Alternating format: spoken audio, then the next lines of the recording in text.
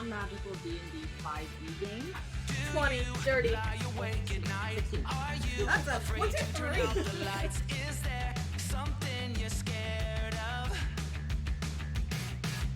I just kind of look at the phone, and then I unplug the phone, because I don't want the phone to ring anymore. As soon as you unplug the landline, your cell phone rings. Hardcore! Just hardcore! Like Olympic level sprinting. When you're here, your family! Punch it. It's about 6'5". He's hot. He's hot. Roll insight for me. Oh no, you rolled really high, so I can't be an asshole either. I'm gonna need a decent speech of human hot.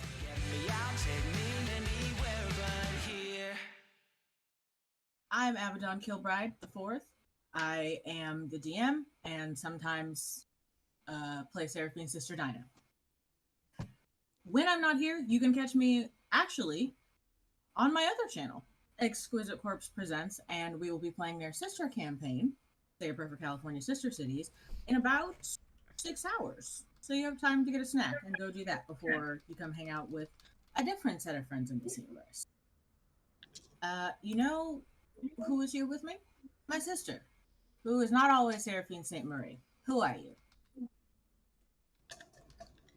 Are you asking like existentially, or are you asking like in terms of the game? Choice. I'm Morgana. I am DK's sister. I play Seraphine St. Marie. A level 6 war domain cleric, and then I might be playing some other characters down the line here. We'll see. Wink, wink.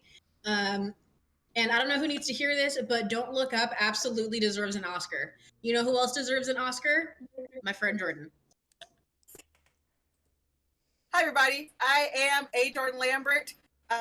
When I am not here, I am playing games on the Q Times Network or talking about pop culture stuff on, what's that channel called? Smells Like Teen Angst. Or I'm working or I'm sleeping.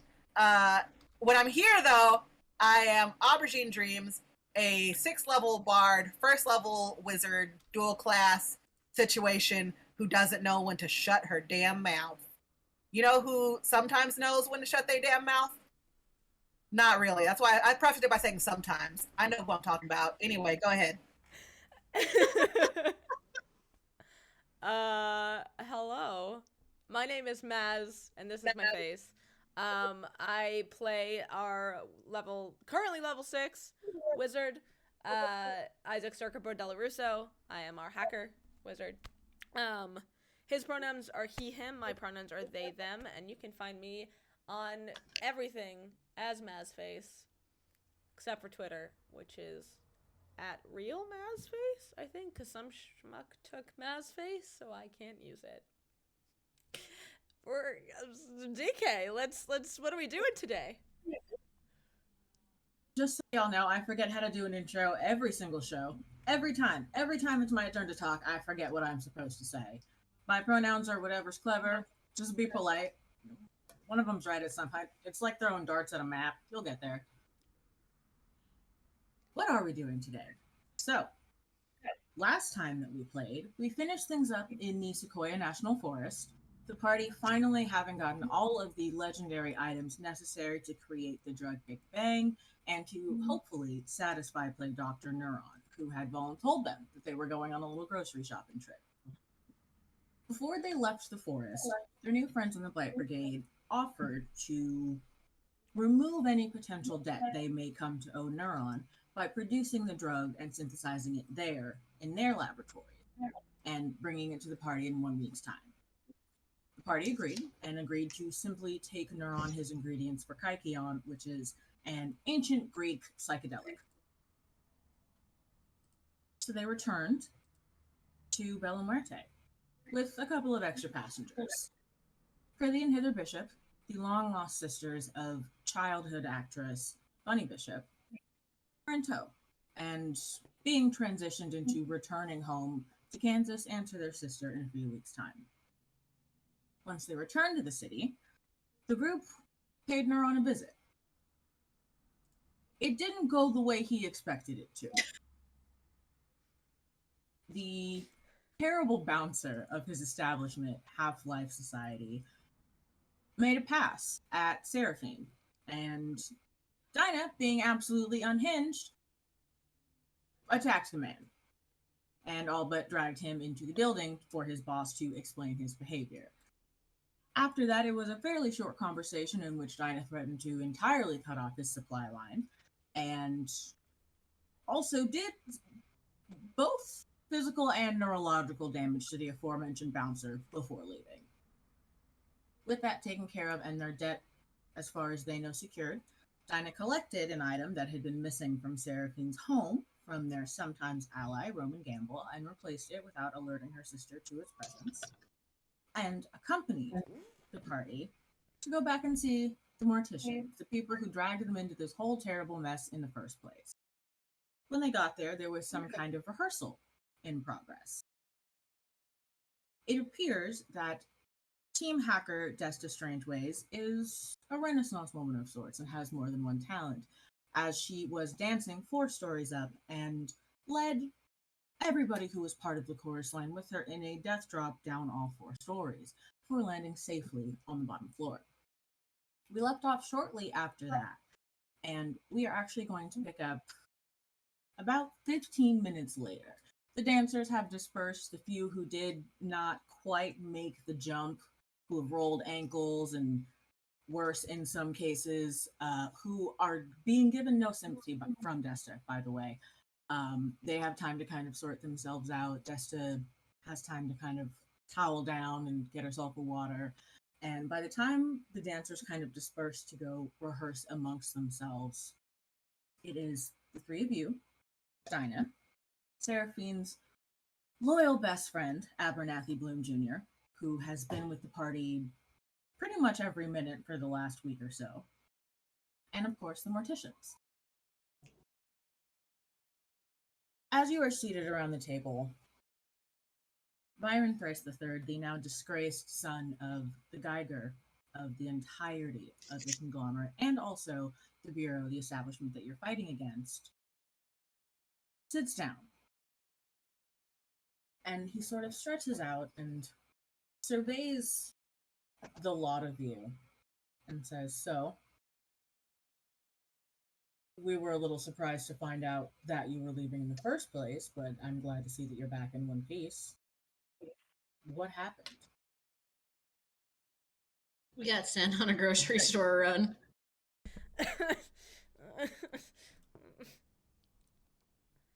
Supply chain issues, my dude. Supply chain. Interesting. I assume we have our resident plague doctor to thank for this? Yeah. We're doing something really important, even though to get there we had to go through somebody really dirty. It could be worse. You could have dated him like Desta. I will thank you not to bring me into this.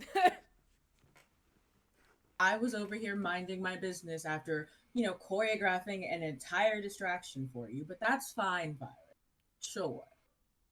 I hope that next time you need your comms to come up, they don't break down on you. Yes, Seraphine. Can we hear more about you and old boy? No? Can we?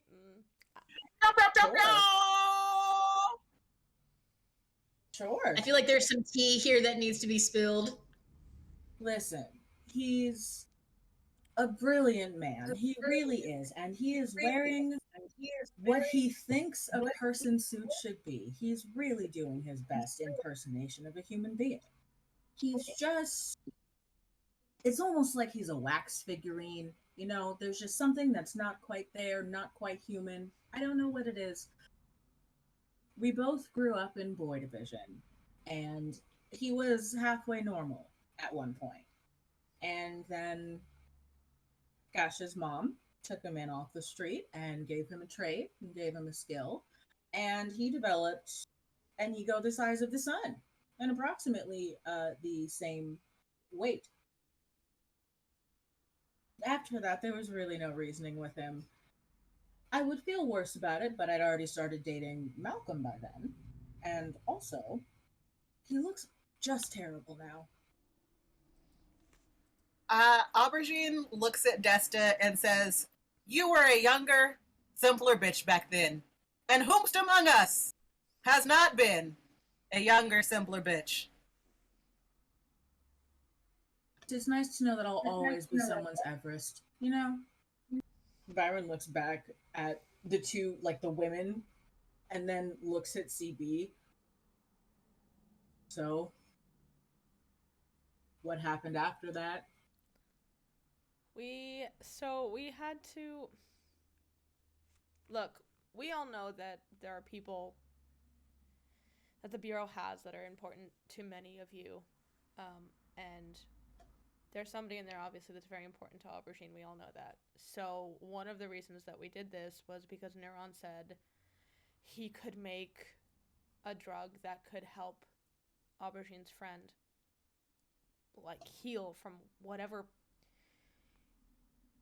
fucked up shit the Bureau does. So we went outside. Desktop for confirmation. The Oxylux. Sorry, go ahead. Sorry. No, you're good. It's just a lot. He looks at Desta for confirmation of what you're saying. He says, yeah, he absolutely could. He has the skill. But, as I'm sure you realized immediately, there is always a cost with Neuron. We did meet some other people out there. That's when Aubergine takes a deep breath and she says, listen, I appreciate your sensitivity, CB. Everybody in this room knows exactly who you're talking about and what we're attempting to do. And then I look at Byron and say, you would not have contacted us if you didn't think that we were talented people who could get this done. You think you're the only one who knows that we have a skill set? No. Neuron came to us. He asked for some stuff. We did it because you know how much this means to me. That being said, the same way that you're not the only person who recognized our talent, there are other people who have Neuron's same talent. I did not put all of my eggs in the Neuron basket. I wasn't born yesterday. Bad, Aubergine, I wouldn't blame you. He's an extremely talented chemist. That is very evident in his work, his incredibly unfortunate work. Had you relied on him, I'm sure that he would have produced the drug for you. And if anything, I'm happy that you were able to find an alternative and still able to get what you wanted without having to conduct any further business with it. We met a whole family that lives in the woods.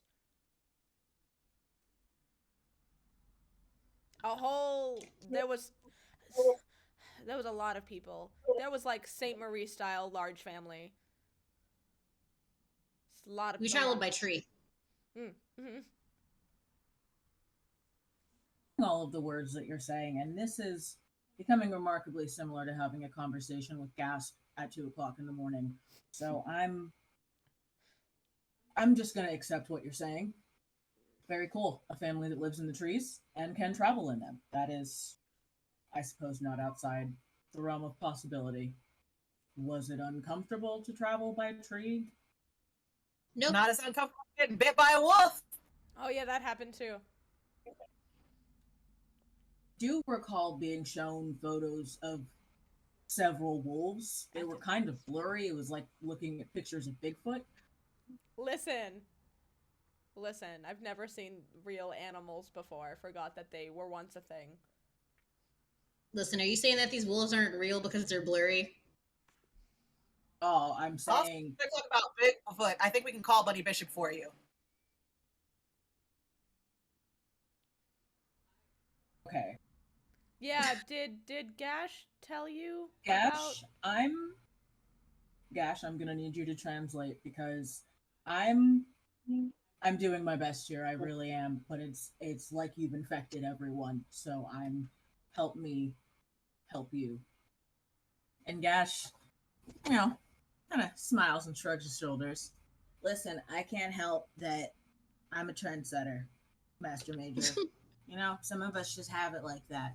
It's amazing how much charisma I have having lived in a floor for like the majority of my life. But the Lord makes up for it somewhere, and I just happen to be an incredible human being that everybody wants to be around. Alrighty, so here's what they're saying. there were people living in the woods, which is bonkers considering what your dad's telling everybody. But apparently they're super healthy and have way cooler shit than anything that Desto will build us. They So have that's a real little bit food. disappointing. Say what? They have real food.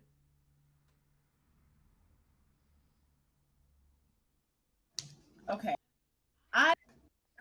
Okay. So I believe you, but I'm how? I will show you pictures later. It is a whole thing. These people can travel through trees, and you're wanting to know how they have real food. Right, Miss St. Marie. You're 100% right. I'm thinking too small. I don't know. You know what? I will show you pictures what I'm of the how, but you gotta tell Byron what the deal is. I know you were, but I got really excited about telling you about the food. So please, continue. I mean, that's true. Food is very, I'm very excited to hear more about that. I promise you. About Bunny Bishop, Master Major, I'm going to need you to brace for impact. I may or may not have come across some news that I didn't share with you until right now, strategically. You remember the worst day of your life when you didn't realize that the men in your unit were trying to protect the people of Beltsville, and you organized a search that found the Beltsville Nine and then got all their parents murdered real good? Remember that? Yeah, I think I recall. Dash, thank you. No, listen, I promise I'm going somewhere with this. Here's what's up. Those kids are alive. Like all of them. And Bunny Bishop's little sisters were in the woods? Both of them.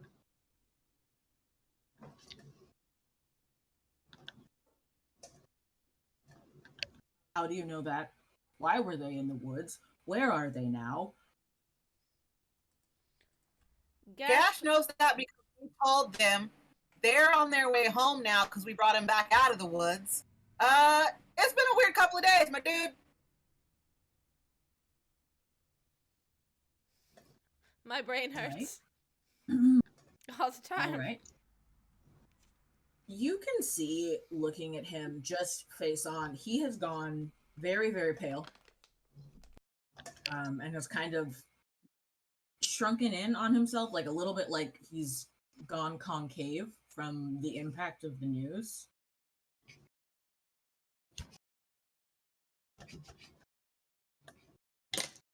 Holy shit. Okay. Okay, that's good news. That's good news. And Gash's cousin TC speaks up. She's seated on the table next to Kid and has been silent for the better part of this conversation. And she says, well, I guess sometimes even your dad doesn't win. And Dinah looks at her and says, you must be Captain Ridley. Not for an extremely long time. Yeah, round about 5 years.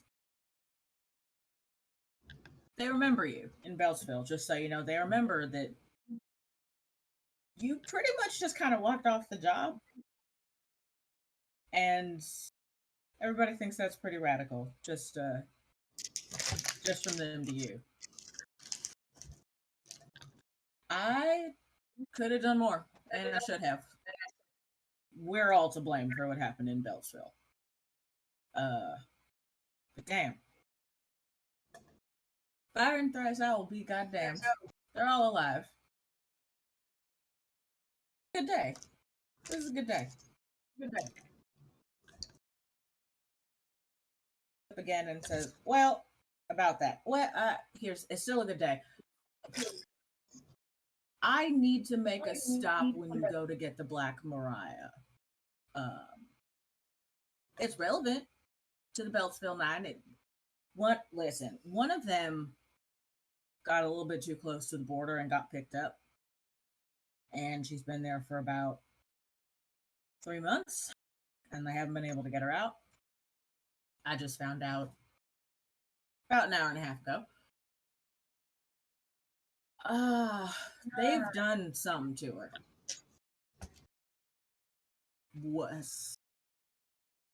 I can't even really get details on it. I'm waiting for video to come through, but her name is Latham. And she was going to be a dancer. And now she is rotting in a killing jar. So I am going to get her one way or the other, but I figure since we're headed the same way, we might as well take the same car. And she's at this killing jar? Uh-huh.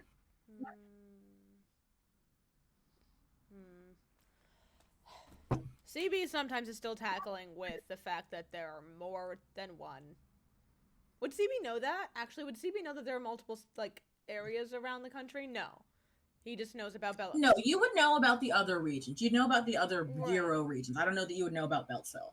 Okay. But I know that there are other killing jars in the other regions, because every region has one. Mm-hmm. Okay. All right. Well, then never mind.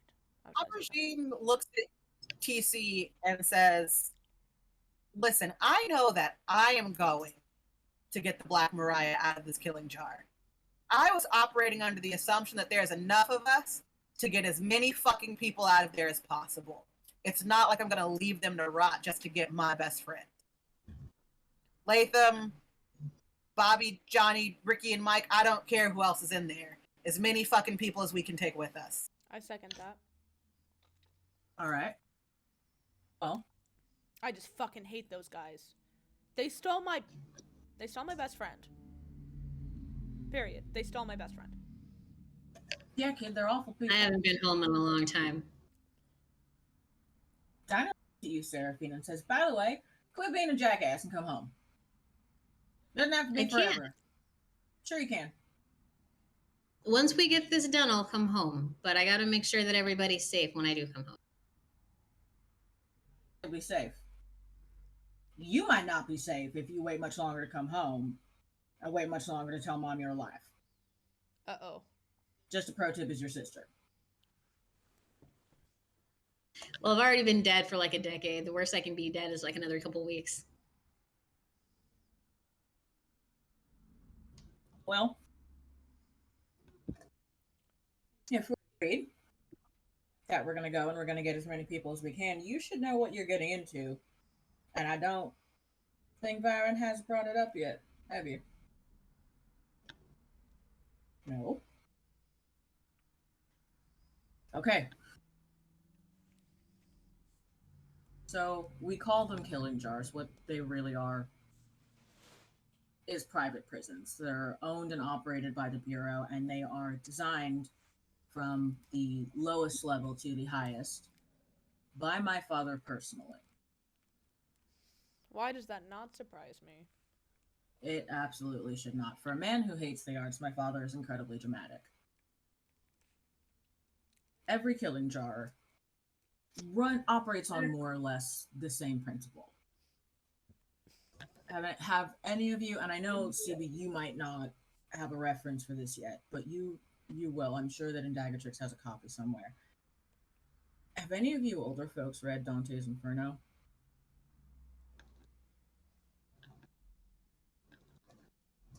Seven Circles of Prison? Is that what you're talking? There's 7 circles of prison. There are 9 levels in Dante's Inferno. That is the base design for every killing jar.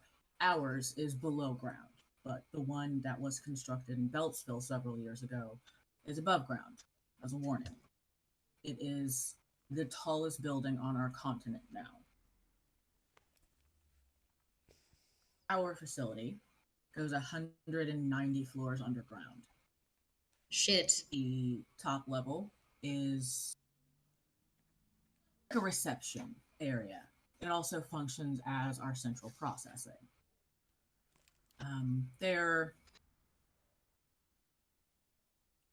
It's as close to a normal prison as you'll find.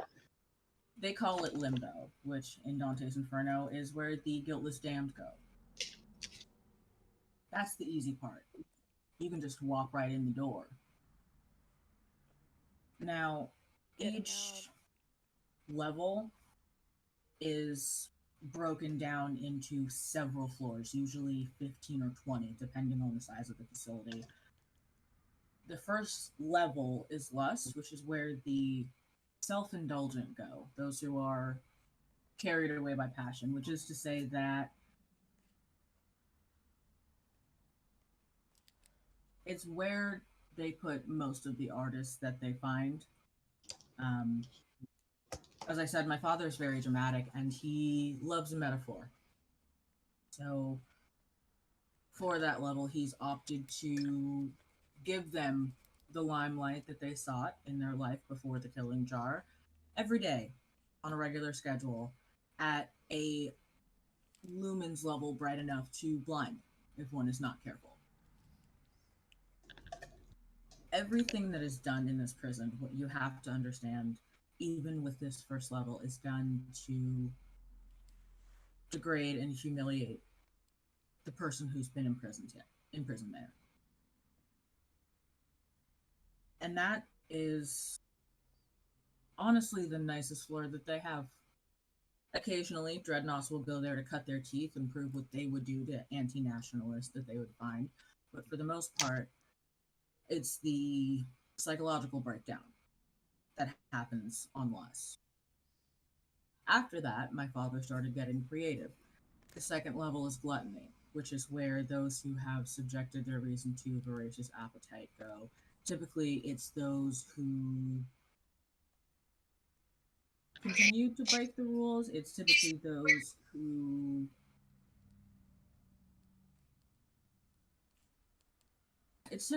who thought that they were above the law. They thought that they were above the axioms. They thought that they were above my father's will. And as a result, there is no furniture in their cells, except for a large, uncomfortable, comically large throne. Comically large what? I'm sorry? Comically large throne. That is the only furniture that is in the room, anywhere on Gluttony.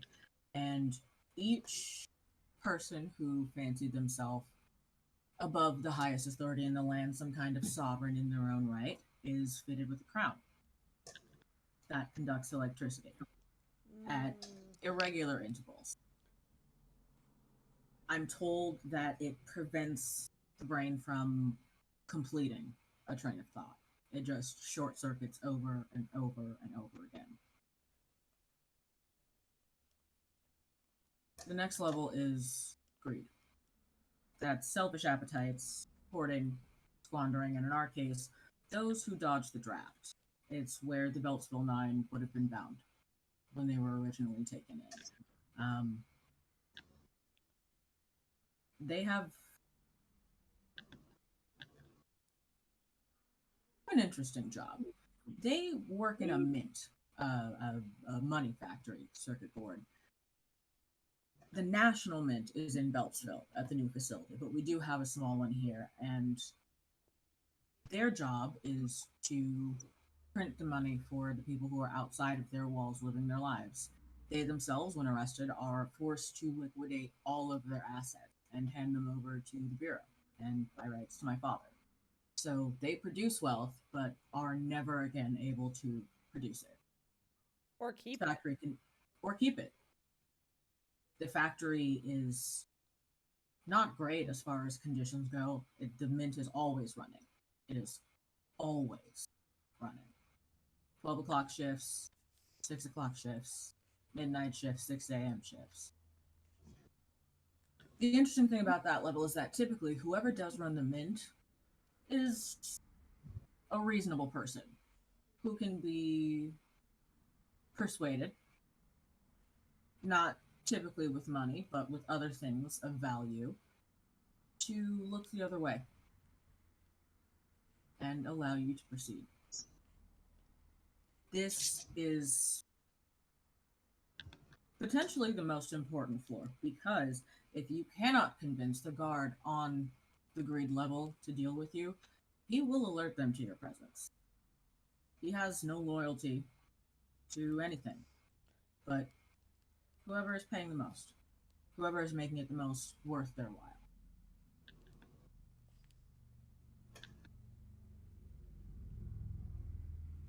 The next So- level. Go ahead. Go ahead. No, go ahead. I know it's a lot. My father is a lot. Beltsville has a killing jar. Is Beltsville bigger than Bella Muerte? About the same kind of area, but it's a lot. I don't know land. Dinah is trying to figure out how to describe the size of Beltsville. It's maybe the size of like the second and third wave Gotcha. combined. But their killing jar goes up and ours goes down, but it's like the same size, would you say? Or is Beltsville bigger? Okay. Nope, got it. it's about the same size. Okay. This level is Wrath, and here is where I would invite you to begin proceeding with caution if you were not already. The first thing anyone notices when they exit the elevator and step onto the first floor of the Wrath level is the smell of tenderized meat and fresh blood. It is honestly elegantly orchestrated brutality.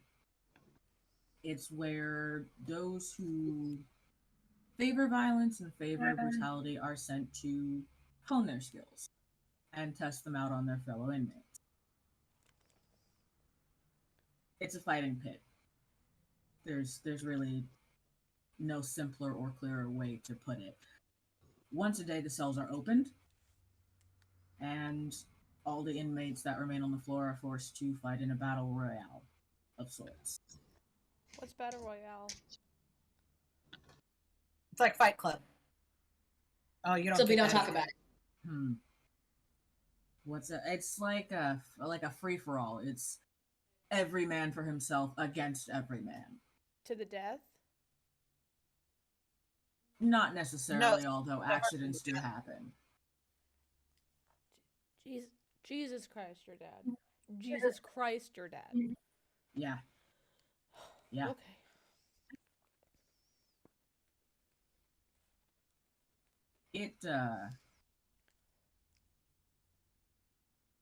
It is a place that I would move through as quickly as possible and as quietly as possible. This level is heresy. It's where people like us go. It's where they put the revolutionaries and the people who publish anti-propaganda. It's honestly, if I had to guess, it's probably a place that whoever at Latham of the nine spent quite a bit of time. It's a level that's operated by Nostrum, the Bureau's medical officers, and they keep them on a strong cocktail of incredibly pure synthetic drugs. The lighting is weird. It's halogen and kind of faded, almost like being in a dream. The kind of light where your eyes have to adjust every few seconds as you progress through it. And every single person on the floor is subjected to visual stimuli in padded, frosted glass cells. And this visual stimuli is curated by Major Ursa Flux of the Bureau. She's the head of propaganda. It's designed to remind them of the right version of history, so to speak. And it is incredibly effective. That level you should be able to move through more or less without issue. You may be stopped by some of the medical officers, but most of them are not particularly trained to have to fight anyone. So we should be okay there.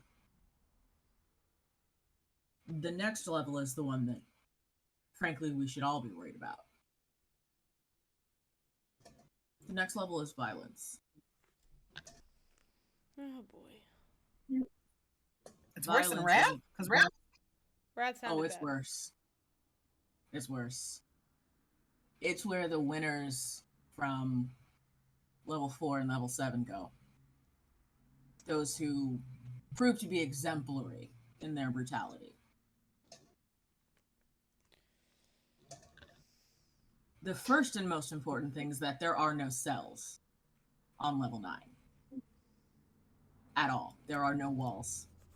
Aside from the ones that contain the actual area, there is no place where you can put your back in a corner on any of the floors on that level.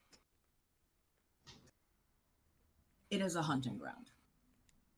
It is where psychopaths and murderers and the violent offenders that you don't hear about in the news are sent to tear each other to shreds.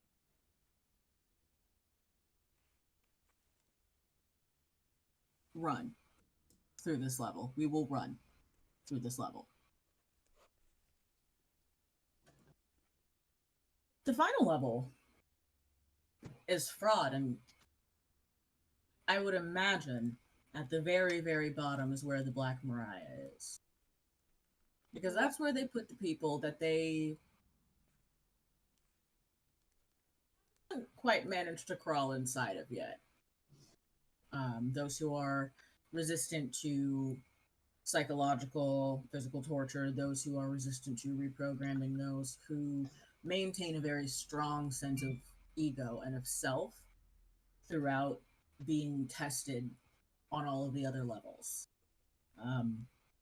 They are the prototype for every program that the Bureau rolls out. Every new pill that the Nostra office puts out, every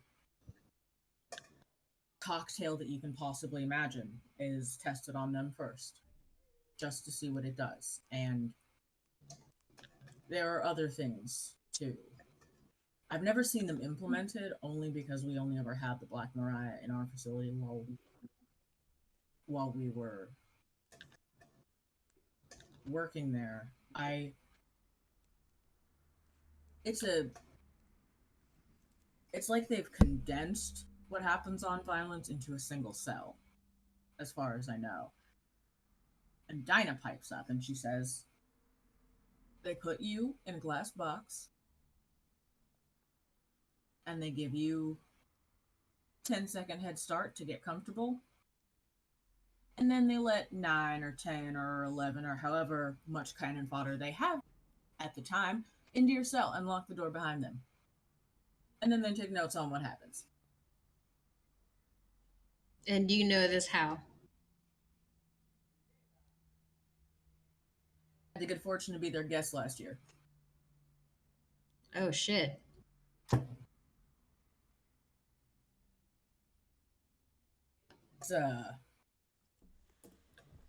It's not going to be a good time.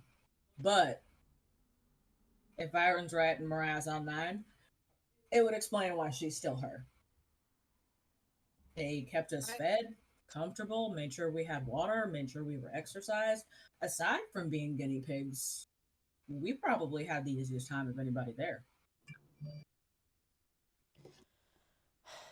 Aubergine pinching the bridge of her nose and like looking up like she like might get a nosebleed soon, and she's like, I mean, okay, first of all, of course Mariah would be in the most difficult fucking part. We have to break into a prison and she's in the worst part of us to break into, because why not? This is just who she is as a person. But also, how the fuck did you get out, Dinah? Well, that was my question. Out. That was my question. You're talking about how we get in. You're talking about how we're supposed to move between all of these levels. But I'm just sitting here thinking, how the fuck are we gonna get everybody back out again? Also, why didn't you tell us this earlier, Dinah? We were in the woods for like 3 weeks, making dinner together, having pot roast and s'mores. We bonded with Big Douglas. Oh. You rode in the trunk with us. I'm your sister. You drove real fast. I would also. Okay, but you knew that was going to happen when you got in the trunk, though. You knew that was going to happen. And I didn't drive real fast. Aubergine drove real fast. You buried the lead. You're from the trunk. Huh? Here from the trunk. You gave her the direction to go very fast. Oh. Don't make this about me right now. This is not about me. She didn't have to follow it. I was just following orders. No. Don't put this on me. This is not about me. We're talking about you right now, Dinah. The short version is that I served my draft ticket, and my unit was the best. And we were led by a complete jackass who was unfortunately extremely competent and a fit commanding officer. His name is Hadrian Vesper, and he offered me Byron's job 5 years ago. What?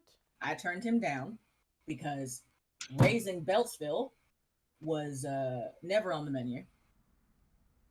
Yeah, I got that note in the meeting, Byron. They didn't tell you that part. So a whole lot of that's not on you. They knew what you were going to find, but nobody told you. Anyway, I digress. He did not appreciate my attitude when I told him no. So, I got picked up the first time. That was fine. That was like 3 days, and then I was out. Mostly because they weren't really expecting me to just fight literally everybody in front of me. I was hamburger meat by the time I got out, but it was doable. Second time, not so much. They sent a fishing expedition out to Beltsville. One squad car, bunch of dreadnoughts who were eager to prove their loyalty, headed into town, and they came to our local coffee shop, Proof Rocks. Cute little place. It's run by a guy named Elliot Frost. This is that kind of town. And they have a poetry night every week. And the dreadnoughts happened to wander in on that day. I was there picking up coffee for a meeting and saw the writing on the wall and made myself known and was immediately escorted back to the killing jar. This time, they put me on 4, and then they put me on 7, and then they put me on 9. I missed a lot of the party in the actual leaving on account of I was otherwise occupied, but I'm told that they went from level to level, either fighting or bargaining or moving quietly. They made it 180 floors. They got to my level, which that may be a problem. Every door on that level is going to be guarded by a redactor, and they are Doberman pinchers. They are the best and the most violent possible. Things have changed since you, Byron. They poison the well a little bit now. But if you can get past them, you can get into the room. If it's anything like ours in Beltsville, rooms are about the size of a gymnasium, and there will be a huge cell constructed out of like plate glass or acrylic or whatever the fuck they made it out of, with a bed and a hard, uncomfortable seat and a table and a person inside. And that person will either be one of 3 things. Fine. Puddle of goo, or soaked in blood. Sort of depends on how the guards are feeling that day. Which is unfortunate because that is how my team found me. But Pile of goo? No, soaked in blood. Feel bad about it, but if Vesper wanted to keep his men, he should have stopped feeding them into the wood chipper. Yikes. I mean, So they came to get me. And I do remember the exit. So, sister, I should mention, I did serve with Aster Bloom. She's a pilot. So we kidnapped her a little bit. She was willing. She knew she was being kidnapped.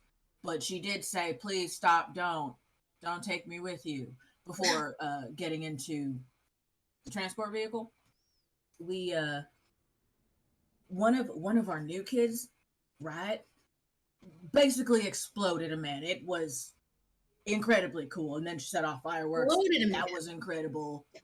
Yeah, he was trying to stop us from leaving, and that was not in our best interest. So she did incinerate him. You shouldn't have tried to stop you guys from leaving. So, in our case, we did the thing that they weren't expecting us to do, which was make our escape by air. Beltsville is designed to be impossible to escape from because you are 180 stories up in the air. Unfortunately, I know a guy. In this case, we're gonna need help. Yeah. I think also CB's, as he's been hearing the information all about the killing jars, has been like creating a digital version as much as he can based off of the information that he's been consuming. You floor plans, not schematics, but I can get you floor plans. We have them from last year. Dope. One sec. And she pulls out her phone, which is, of course, a sidekick, and hits what looks like a speed dial number, and she pauses for a minute, and she says, "Oh, nowhere. I have need. Get on your bike, come west, as soon as possible. You can bring as many guns as you like. Preferably the long-range ones. Okay. See you soon. No, don't. Jesus Christ, don't tell anybody why you're coming. Just leave quietly, please. Okay. See you in a couple days. Bye. Okay. So, elsewhere will be coming. That was his brother. He'll come. That should account for, a fair amount of damage done. Elsewhere is cool. Yeah, elsewhere is cool. He's out of his fucking mind, and I like that about him. Yeah, he's right. I appreciate anybody who's proud to be a complete idiot. He is. It's fantastic. There are, to play a little bit of a game of telephone, but there are some folks in California that are currently employed by the Bureau that do not necessarily work for them so much as they work for me. So I may be able to get somebody inside. That's helpful. Underground. That's going to be fun. Byron, do you know what's in the surrounding earth? Like how much space did they carve out around the facility? Byron immediately looks at Indagatrix, who stops and considers for a second. It is quite deep in the earth, but not so deep as to be a risk of suffocation necessarily. One could, in theory, proceed from the gutters of the lowermost level into the sewers and follow them back out into the city. In theory, provided that they haven't flooded the sewers. I had a question out of character. So is Beltsville basically kind of structured the way that the Umbrella Corporation is structured? Well, like, how yours is structured that way. Yours is structured that way. It's the deep underground, hive-like facility. Yeah, it's a lot like the Umbrella Corporation. Okay. Beltsville that's the vibe. Opposite. Yeah, Beltsville is the one that's like a spire that dominates the landscape, but exact same concept. Gotcha. I said out of character because Resident Evil wouldn't have existed. We realized the cutoff's 2005, so everything up to 2005, you're good, homie. Dinah grew up watching you play that game. Oh, shit. Yeah, so, okay. All right, I'm good. I just wasn't sure what the cutoff was. I thought it was 99, 2000. We established very early. We established live, actually, in Sister Cities that 2005 is the hard cutoff. So anything art-wise that was produced before then is fair game, my dogs. That's why I've been sticking with 80s references just to be safe. Yeah, mine early that 90s includes was School of Rock. I was School gonna of Rock say, made the cut. which is one of my favorite movies of all time. I ruined my first DVD because I watched it so many times. I memorized the script. Would CB Yeah. remember any art then? Because he was born in 94. 94, so you would have been 5 when the bombs went off. And your parents died a couple years after that, so you would probably remember, like... Barney the Dinosaur. You would remember, like, Zoog Disney. Yeah, I would probably remember, like, Barney the Dinosaur. Yeah, like KPBS and Zoog Disney and, like, Nick Jr., that you would probably remember. So, like, But I argue that those would probably be very vague memories just because trauma does ruin your brain. Well, yeah, that's what I was thinking. Like, I think that for me to remember any of those things visually, I would have to be triggered for it. Yeah.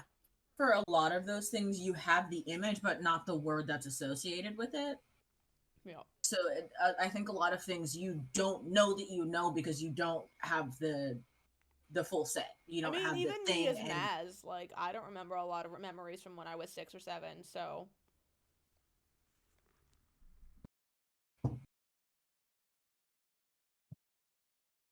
So, we know how we're going to get out. We're going to head to the sewers. I'm sure that Desta and CB can come up with some way of tracking things underground. How are we approaching? You said you wanted to do it on Armistice Day, which is insane. I understand wanting to cause a distraction, but that's a lot of civilians. So I would recommend that we go in through the back and try not to encounter them at all. I agree with that. And I won't shoot my gun this time. I promise you there will be a time and a place where that gun is very handy, and I will encourage you to fire wildly. Wasn't the point of Armistice Day because the Byron's dad won't be near the killing jar? He'll be too busy being in the middle of the town? I don't know if that was the point, but I know it was because a lot is happening that day and people will be less likely to look at the killing jar. Also, I remember Byron saying it'll be less guarded because a lot of security will be watching Senior. And she looks at Byron and points. You're right, they'll be on a skeleton crew. So what do you think? Guard per elevator, 1 for each door on the 9th floor? Yeah, that sounds right. I forgot to tell you about the elevators. It's the most important part. You have to stop at every level. Each elevator only works for the set of floors for that level. So there's a different elevator per floor, per level. Yes. So what you'll do is you'll come out of the elevator and you will go 1 to the left, and that will take you up to the set of floors through the next level. It is designed to be incredibly difficult to escape from quietly because you have to stop and be seen on every floor. So, question, do we know where each elevator is every time we hit a new floor? Like, obviously the next elevator's got to be in a different location on that first floor of that level, right? In theory, like, I don't know how buildings work. You would think that, but my father, fortunately, is not always right. It should be a bank of elevators. It was the last time I was still employed there. 1 whole wall should be just elevators. They're just numbered. They won't say the subtitle, but they are labeled. Yeah, they basically just say up and down, right? And more or less, each one it only goes up and down 1 level, and then you have to hop on. Wow. Okay. Got it. I mean, somebody didn't have a... What do you call those guys who used to build buildings? Architect? Is that the word? Whatever, This is a dumb floor plan, man. Your dad's a dumbass, Byron. My dad's dick. It's about at this time that Seraphine, you hear a familiar voice coming from upstairs. Not the top level, not the 4th level, but 2nd or 3rd floor. You hear a familiar voice saying, "Yeah, your dad is a dick." Descending the stairs, you see your commanding officer once upon a time. Antigone Thrice, Byron's mother, Ma'am? and the commandant of the entire bureau. Ma'am? Kiddo. It's great to see you, but ma'am, what are you doing here? Like, I know you're his Good to see mom, you but too. like, ma'am. I promise that we will hug and kiss and all that good shit when this is over. But I very recently had my fucking bell rung by Semiramis St. Fleur about some incorrect methods I've been using to move through the world and some incorrect assumptions that I've had. So, on pain of her being the one to tell you instead of me, I have some news. Byron, you should probably hear this too. Byron is your cousin. What? And Ma'am? my name is not Antigone Thrice. At least it wasn't always. What? Are you Jezebel? Hey, kiddo. Aunt Jezebel? What? Mazz said Excuse that. me? I'm sorry. It's a very long story. No shit, it's a long story.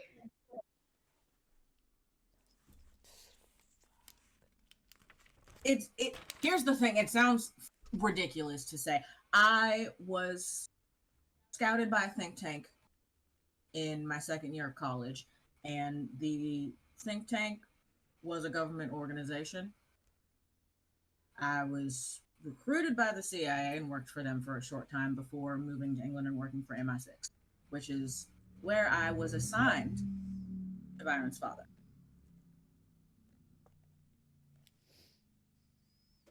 So, does this mean that you're gonna help us stage this? I don't know what a coup means. Let me rephrase. It does. There is nothing I would love more than to embarrass that man in an incredibly public fashion. I didn't spend the last 10 years or so keeping both of my sister's daughters alive in times of war to not get to have this experience with them. I turn to Seraphine and I point and I'm just like, I like her. She's a cool lady. I mean, she's my aunt that I haven't seen in I don't even want to tell you how long. I used to think that she was really scary. Don't get me wrong. She is really scary. You're terrifying. She's my mother's sister. Of course she's terrifying. But she also runs the Bureau's military, who stole my best friend. So this is awesome. This is awesome. Good This is boy. awesome. You're Isaac. Jem's just fine, by the way. No one knows my name. He No works one for knows me. my name. No one knows my name. No one knows my name. No one He knows works my for me. name. And now everybody fucking knows my name. What? Desta leans forward and says, "Dear, we did know. You knew. I I knew. knew you knew. We all discussed who was going to be working with us before we contacted any of you. There is no one safer to have on our side than this woman. She is the reason that Gash was able to escape in the first place. I'm just gonna walk up to Byron and just like punch him in the shoulder. Hey, cousin. They're a lot stronger Hey, cousin. than you look. Hey, I don't know why you're surprised. Our mothers are sisters. that's, yeah. So wait, so Or I she- have like 19 more cousins or some shit in Kansas? Is that what you're saying? Technically, it's only 9. That we know of. But yeah, hi. It's up to CB. And he kind of bumps you with the shoulder and he says, "For what it's worth, I would have suffocated in the floor of my house if it wasn't for this lady. Byron would have never come to get me.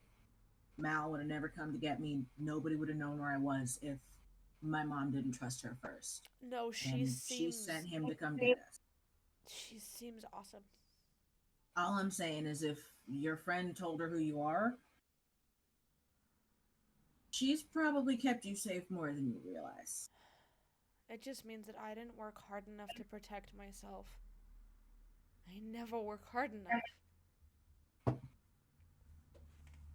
I'm glad that Gem's okay, and I look her dead in the face and I say thank you. And, very good with explosives when it counts. So, CB immediately has this vision of being behind the school where they weren't supposed to be and, like, trying to, like, light leaves or light whatever was on fire with, like, my glasses. Jim was absolutely a little firebug from the jump. 110%. Antigone smiles. Antigone, who you now know, Seraphine, is your Aunt Jezebel, who's been missing for about 20 years now. Mom never talks about her. I will make you a deal, Seraphine. If you go home, I will go home.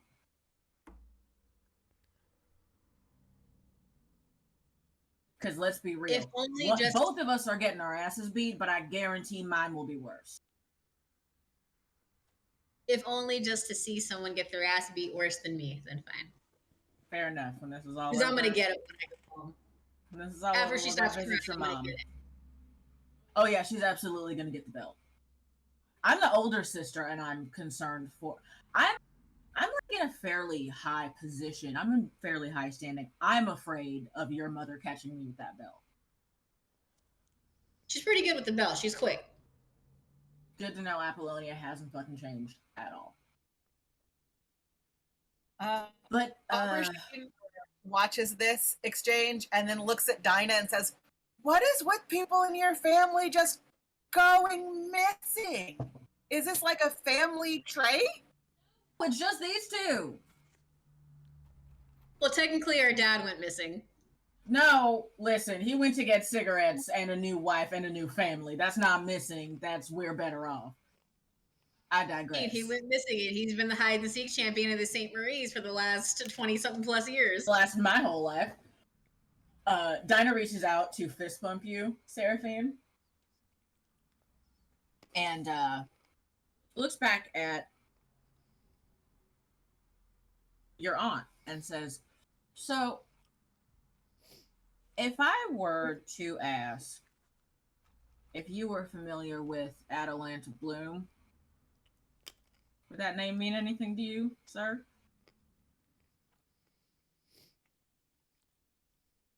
Your mom is a whole lot of woman, just so we're all aware. The day that you enlisted, she called an army general to find out where you and Seraphine were going to be posted, and then she started calling around to people from her hometown, which is how she got a hold of Semiramis.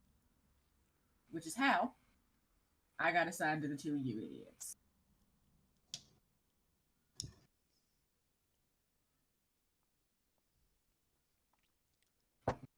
So, your mom's gonna be pissed, but like I did keep you alive through a whole ass war, so at some point she's gonna have to wind down. Man, I always thought that we weren't allowed to talk about you because your name was Jezebel. I was fast in high school. I didn't need to hear that. I mean, I did not need to hear that. We're learning all kinds of things about ourselves. You're no longer my superior anymore. You're just my aunt now. No. I'm like extra year superior now because I'm your aunt. No, nah, you're just my aunt now. Sorry. Aunt on the record is what I am. Laughing this whole time. In particular, and your whole family are remarkably hard to keep alive. Can I just say for the record? Well, yeah, you gotta earn your keep, you know? Setting ground rules for this. First of all, Abernathy, keep your insides on the inside this time, for the love of Christ. Okay, ma'am, that wasn't my fault. I would just let... You were there. Yes, yeah, I was there, and I would like to not be there again. Yeah, Abe, keep your insides on the inside. You've only got like half a set of bones in your ribcage to turn into metal at this point, and we're not going to be able to take you on any kind of transport vehicle that flies. if we go any further with this. So just head on a swivel. Yes, use that ranger training. Abe, I can't carry you, bud. Could if you tried. Have you love me carried you all. before? Abernathy, you're heavy. Every day. It's called the weight of being alive. I can't even contest that because the weight of being alive is a heavy one, my friend. Do you want to know what a heavy weight is? Do you know what my fucking sister got for her birthday this year? A helicopter. What? Big Abe and Itzy got my sister a helicopter. An entire Wait, helicopter for one person. To ride in, or is it just to like fly? It is To just fly. her. Does she even have her fucking pilot's license? Oh yeah, she made sergeant. Oh, duh, that's right. Wait, Yeah. so can she bring her new wheels? We could really use a helicopter. Yeah, we could really use that helicopter. And Heard she's that. family. Shit. Dinah pulls out her phone and dials a number from memory and says, "Hey Juno, it's Jess. You would not believe who I'm sitting here with right now. Your brother's very upset about your helicopter, but I do need it in California as soon as humanly possible. Do you think that you could do that for me? On account of we have bled and fought and almost died together?" There's a long pause, and then there is bright, familiar laughter for Seraphine. And then a string of curse words. And then you hear Aster Bloom say, "You mean, do I want an excuse to ask our parents for my helicopter early? I'm on my fucking way, Jez. When do you need me? I cannot wait to see how it does a long haul flight." And Abe is visibly annoyed. I can't believe you got a fucking helicopter. Well, Mom said to tell you, Abernathy, that if you ever came home, you'd get the good gifts too. Can I, at this point, while they're having that conversation, kind of look at Destiny and be like, can we use the program on a helicopter? And by that, obviously, I mean for the Oxylux. Yeah. Hell yes. Yeah, I don't see why not. Hell yes. Ooh. We could totally make that happen, right? I've never worked on something that flies before. Dude, I'm in. That's Yes, helicopter. It's gonna be fun. Byron, I almost never ask you for anything. I want that helicopter. Guys, and I look at everybody like, because I'm visibly so excited now. We could use a helicopter to get everybody out. And like, Abe, didn't you go to school to jump out of helicopters or some shit? And Abe said, yeah, that was like my whole thing for a while. What did Aubergine say? Sorry. Helicopters don't hold that many people. Let's dial back the excitement. I'm excited, but we can't rescue everyone. You said everyone. There's 180 in this building. I mean, how many people are we getting out specifically? Are we planning on jailbreaking everybody? How big is the helicopter? They can't catch everybody at one time, and we need an escape. So my thinking is that we go and just act like it's a zoo and just start unlocking shit and let people go. And then we will meet at the roof with Aster, and then we will take the Black Mariah and our little crew, and we'll get the fuck out. Well, I love all of that except for we can only escape through the sewers, so we're gonna have to get picked up somewhere else. The helicopter doesn't have to be on top of the building. We just need the helicopter to get away. Well, that's what I'm saying. Like, no, Seraphine's right. We should absolutely let everybody out, and that'll be a great distraction for us to get away. But we should get picked up by helicopter somewhere else. I still think we should sneak out through the gutters. Aster well, let's ask Dinah, because Dinah's actually gotten out of there. Aster actually speaks up from the speaker of Dinah's phone and says, I should mention, I'm colloquializing when I say helicopter, it's a transport vehicle. It's a military transport. So I can fit about 20 people. Wait a minute, your parents bought you a medical transport helicopter? Yeah, they get like that. I look at Abe. Abe, you got screwed, bud. You had to buy your own car. To think I fucking came out here with you and I could have just gotten my own helicopter. You had to buy your own car, dog. No, even back I bought my truck with. I paid for it in cash. You did your nickel, I know. And yeah, so anything that's gonna upset Abe a little bit and also get us out of here, I'm good. Unfucking believable. I'm so tired of both the Saint Marie and the Bloom family, and that is why I moved to the opposite side of the country. No. To live in a bubble. No. Christ. Shake a tail feather and just get your ass out here, please. Don't tell Ipsy if you don't have to. Bold of you to think that Ipsy's not just gonna know, Abe. We need you here just slightly before Armistice Day if you can make that happen. Thank you. Yeah, hell yeah. Dinah perks up and says, actually, can you swing by and pick up Nowhere in the bike? I was gonna have him ride out, but if you land like outside of Open Heartland, you should be able to pick him up under cloak. Yeah, tell him to be ready. I'll grab my go back. Yeah. Getting a We'll helicopter. We'll be there as soon as we can. I think CB's just doing a happy dance. He doesn't really know how to dance because he doesn't remember music, so he's just doing like a weird, like shuffle thing with Rivet.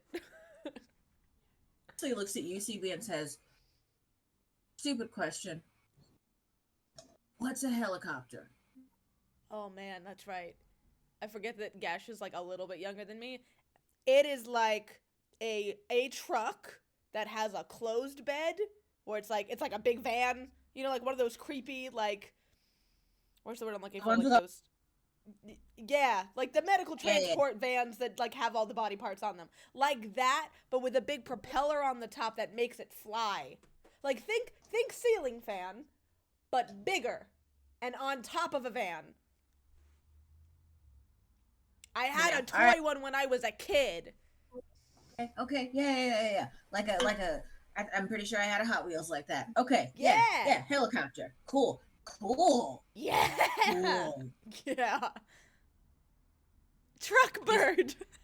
From Tease the was chat. right. This is a good day. You know what would make it a better day? And he turns to Vire and he says, "Dad, please, can I blow some things up? Dad, please. Dad, please. Dad, please, will you let me blow some things up?"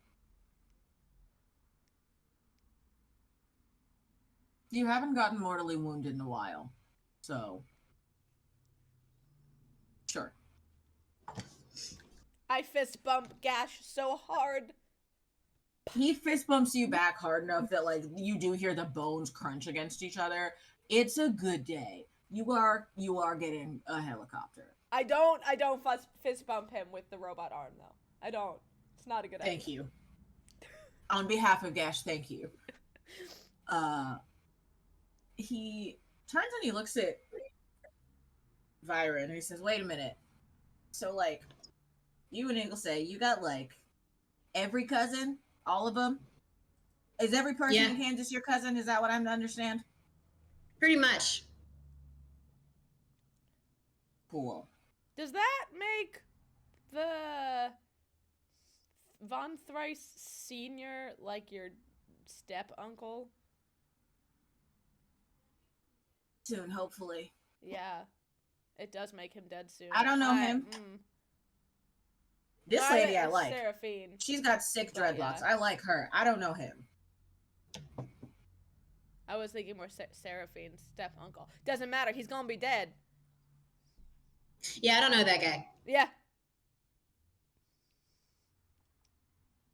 Keep in mind, I just found out that fucking Vyron's my cousin about 8 minutes ago. There's so much happening. Yeah, about that. Mom, what the fuck?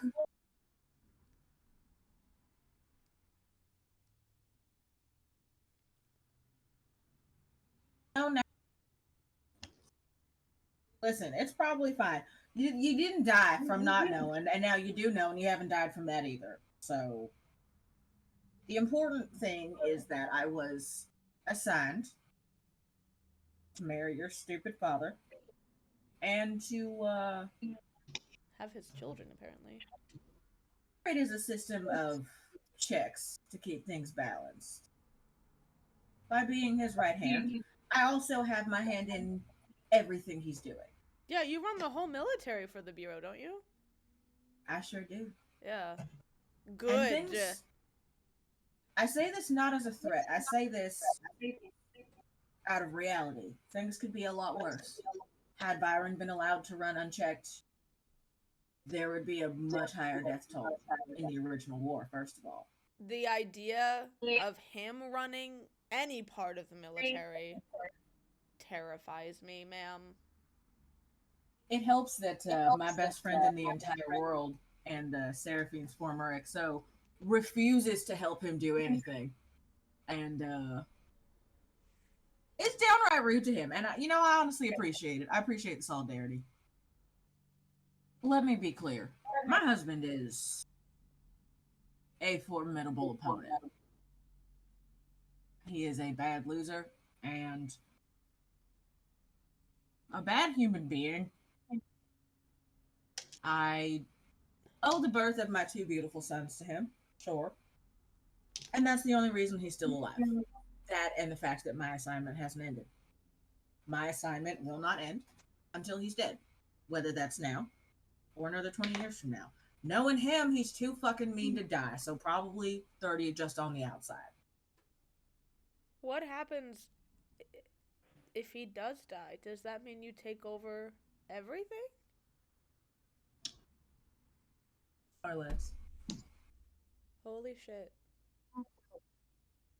It'd be incredibly easy to poison him in his sleep, but he's got a whole team of people who are like looking to make sure that nobody is doing that, so I'm gonna have to go a long way around.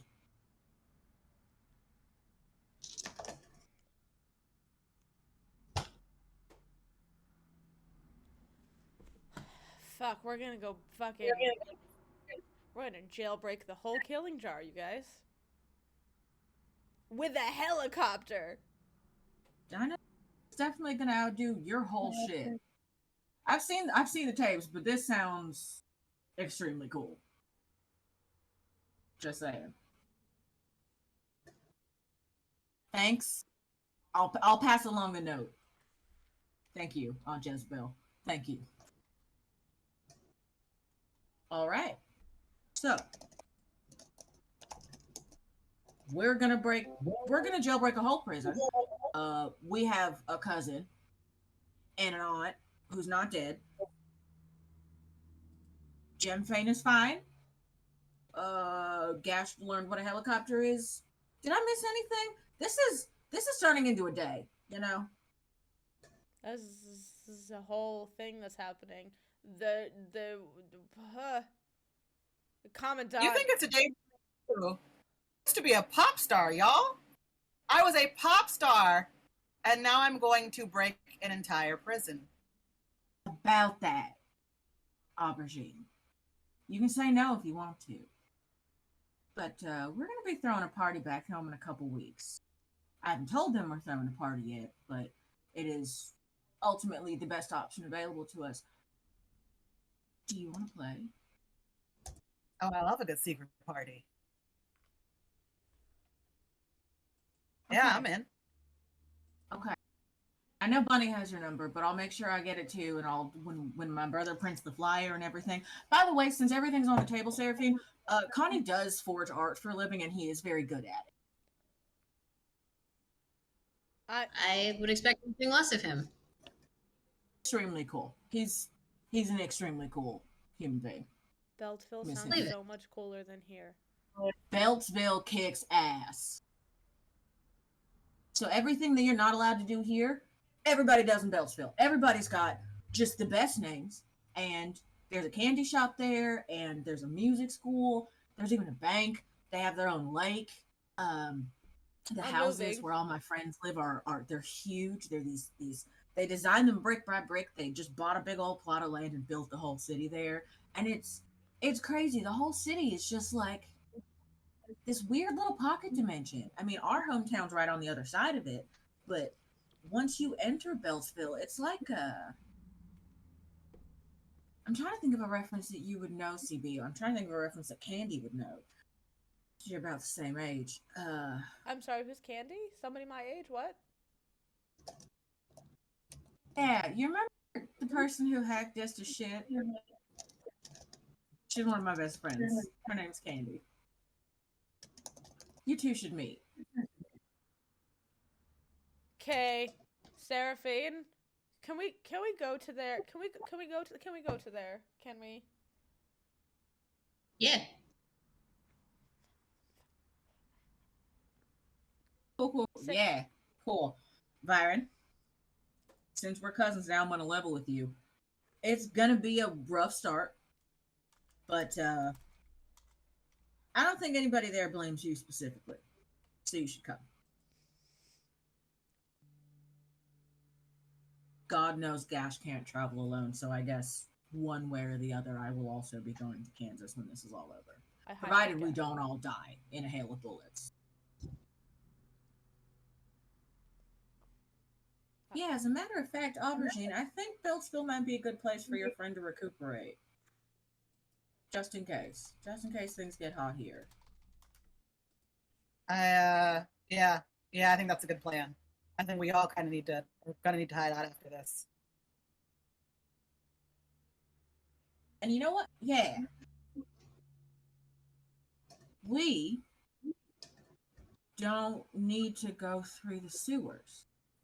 We don't? We just need a door. What?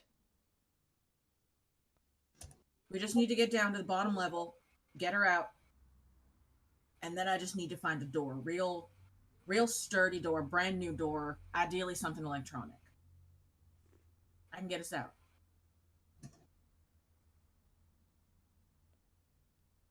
Well, We're see Samira, Miss Seraphine. Well, I need to see her wife, but yeah.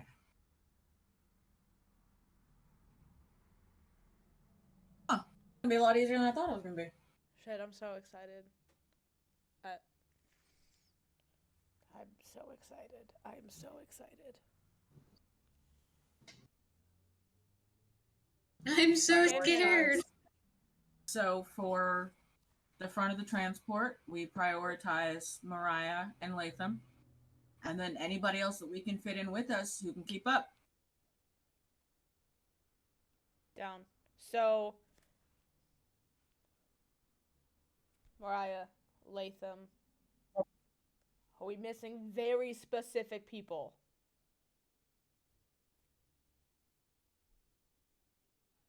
Problem to move. Let me deal with her when we get there. Got it. Cool. Okay. Well, it's as dumb a plan as any. Let me charge my phone and I'll get in touch with Candy and see about getting us some floor plans and some things to start actually working off of. I'm pretty sure we can do this and not all die, surprisingly. Kid, sweet angel boy who's never done anything wrong in his entire life, would you please put on a very big pot of coffee? Kid slides off of the counter that he's sitting on next to TC, and he's got Yellow the bear under his arm, and he looks around, he nods very firmly, and he scampers off to one of the far tables where they have a massive percolator that he is extremely familiar with, living with the caffeine-addicted adults that also live in the steel mill, and proceeds to begin making coffee for all of you. And right here is where we're going to take our break.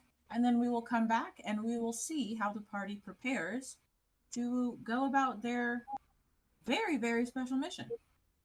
Very excited. We'll see you in approximately 10.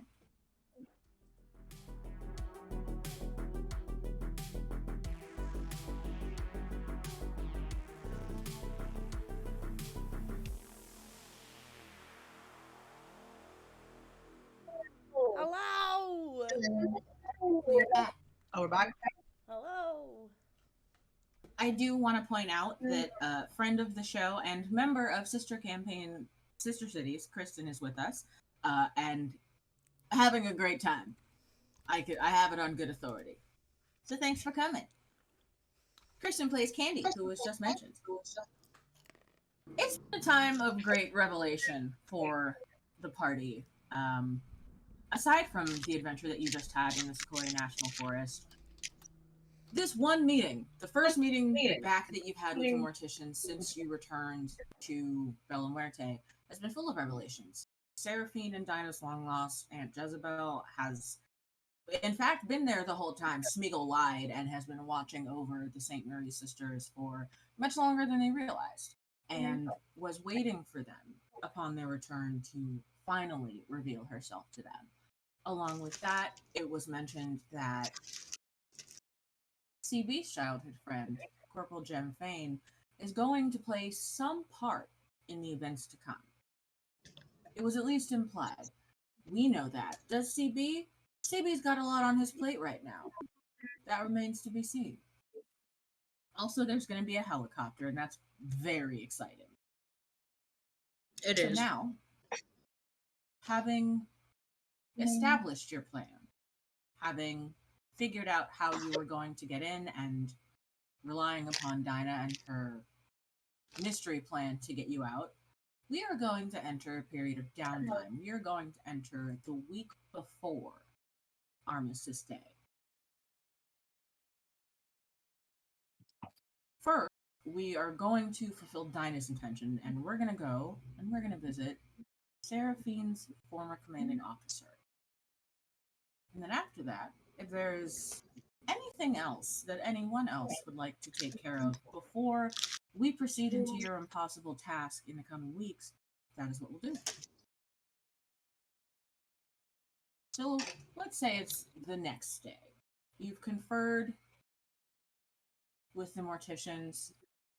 Dinah has gotten CB and Candy connected, and you have the floor plans of the area, so you're able to kind of see how things are mapped out and start figuring how you're going to do this thing. It is a gargantuan task. The building is enormous and very, very far underground, further underground than any of you have ever been. And at the very bottom, ideally, are the people that you're looking for. The next morning, Dinah shows up outside of Seraphine's house, driving a Jeep, one of the ones that's exposed and doesn't have any doors on it. There is room enough for all of you, and Dinah gestures for all of you to hop in if you are so inclined. Am I at Seraphine's? You can. Yeah, that's chill. I'll hop in. Shotgun. That Aubergine was definitely at Seraphine's learning, like, technical fighting. Like, Aubergine knows how to street fight. She was a dirty punk kid. But she wants, like, more technical stuff. So I want to say that Seraphine's been teaching her the finer points of, like, fighting. And she doesn't even say anything. She just gets in the back seat. Yeah, I feel like go ahead. Please. I said I feel like while at Seraphine's house, I've probably been like talking to Desta, prepping, figuring out how we're doing the helicopter thing, just tossing back ideas and code and things like that to see what we can do to make this as easy as possible for everybody. And I definitely hop in and I like sit on the back with my arm around one of the cage poles. And Ribbit's on my lap. To nobody's surprise, Dinah drives like an asshole. And Dinah peels out from in front of Seraphine's house and begins heading slightly northeast in the direction of the neighborhood of Pleasantville.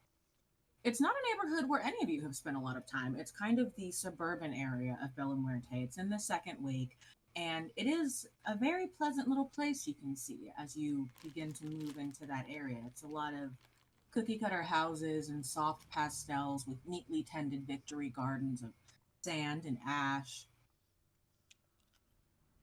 And as you proceed down any street in America, it could be anywhere in the USA before the war.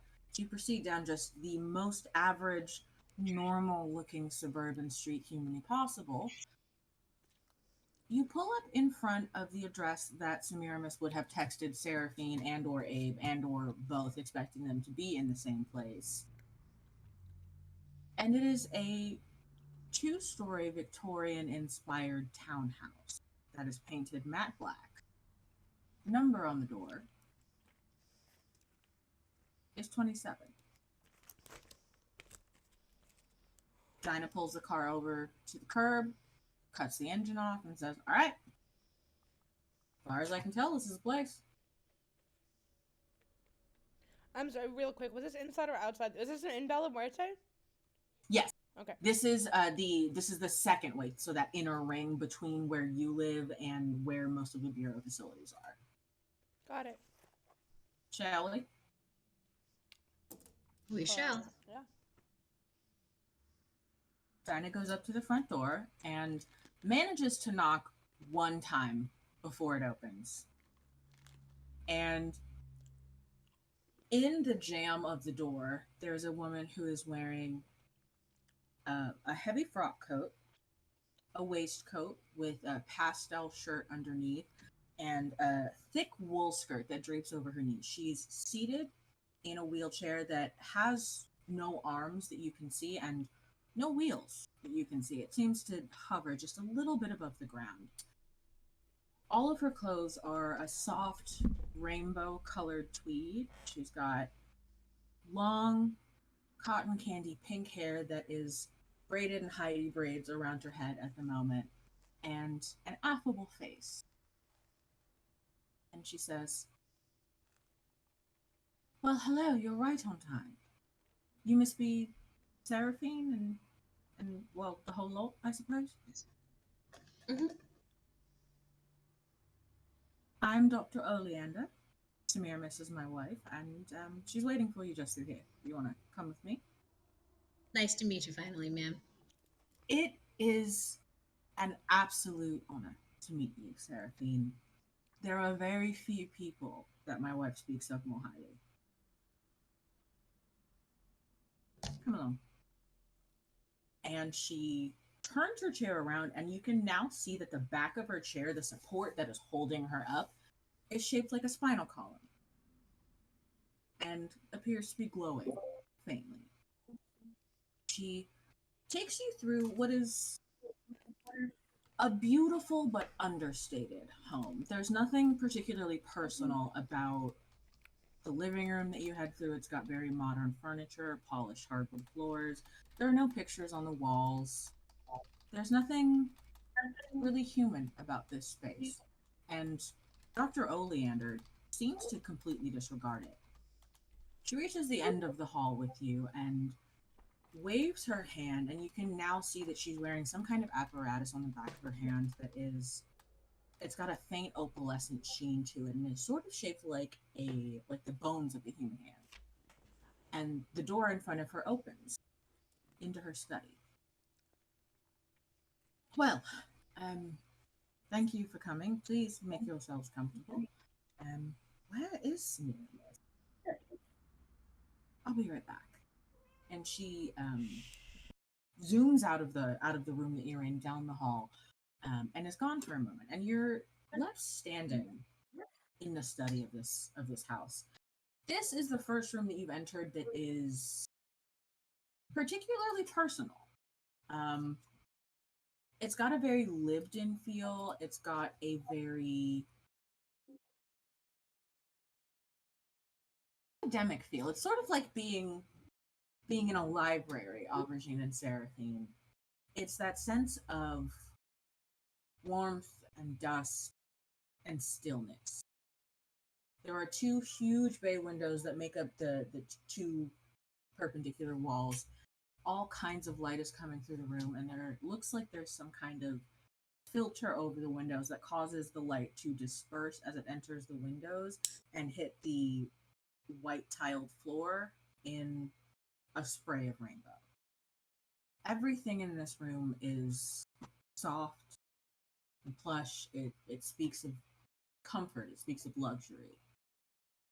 And the furthest wall from you as you enter is all paperback books from floor to ceiling. There are hundreds of them. And Seraphine and Aubergine, you see things you know for a fact were banned on display. About 30 seconds go by, and you hear the faint whirring of her wheelchair as she enters the room. She says, I don't know where she's gone. I know. I think you're going to like this. And she weaves her way in between you to a closet door. When she gets to the closet door, she comes to a stop and she knocks 3 times with one knuckle on the door and then steps back.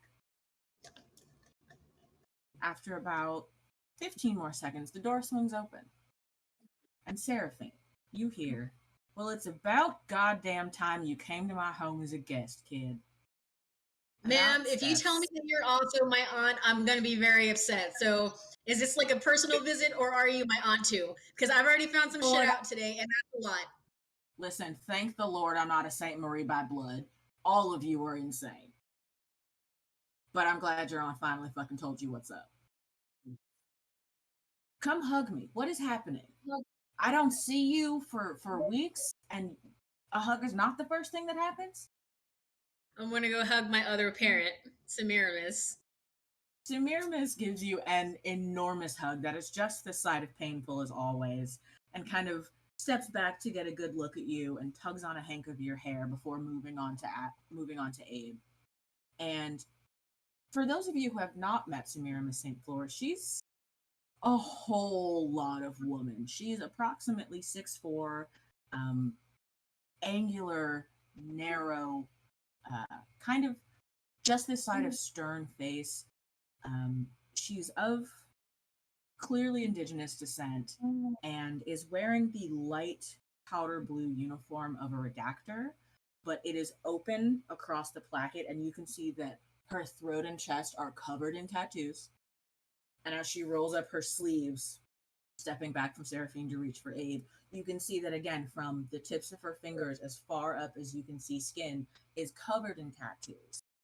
She sweeps her hair back, and you can see that underneath the crisp ass high and tight that this woman has, 2 inches on the side, a perfect 5.5 inches on top, there's a streak on the bottom that's been dyed a shade that's somewhere between neon orange and neon yellow, depending on where the light hits it. And she is smiling like a goddamn fool. Jesus Christ. What a day. Okay, good. So you talked to your aunt. That's fantastic, because I gotta tell you, I don't like lying to you, and your aunt is a very persuasive woman. So sorry about being her best friend, because, well, I do get shot at a lot as a result of it. What are you gonna do? You don't get to pick your best friends.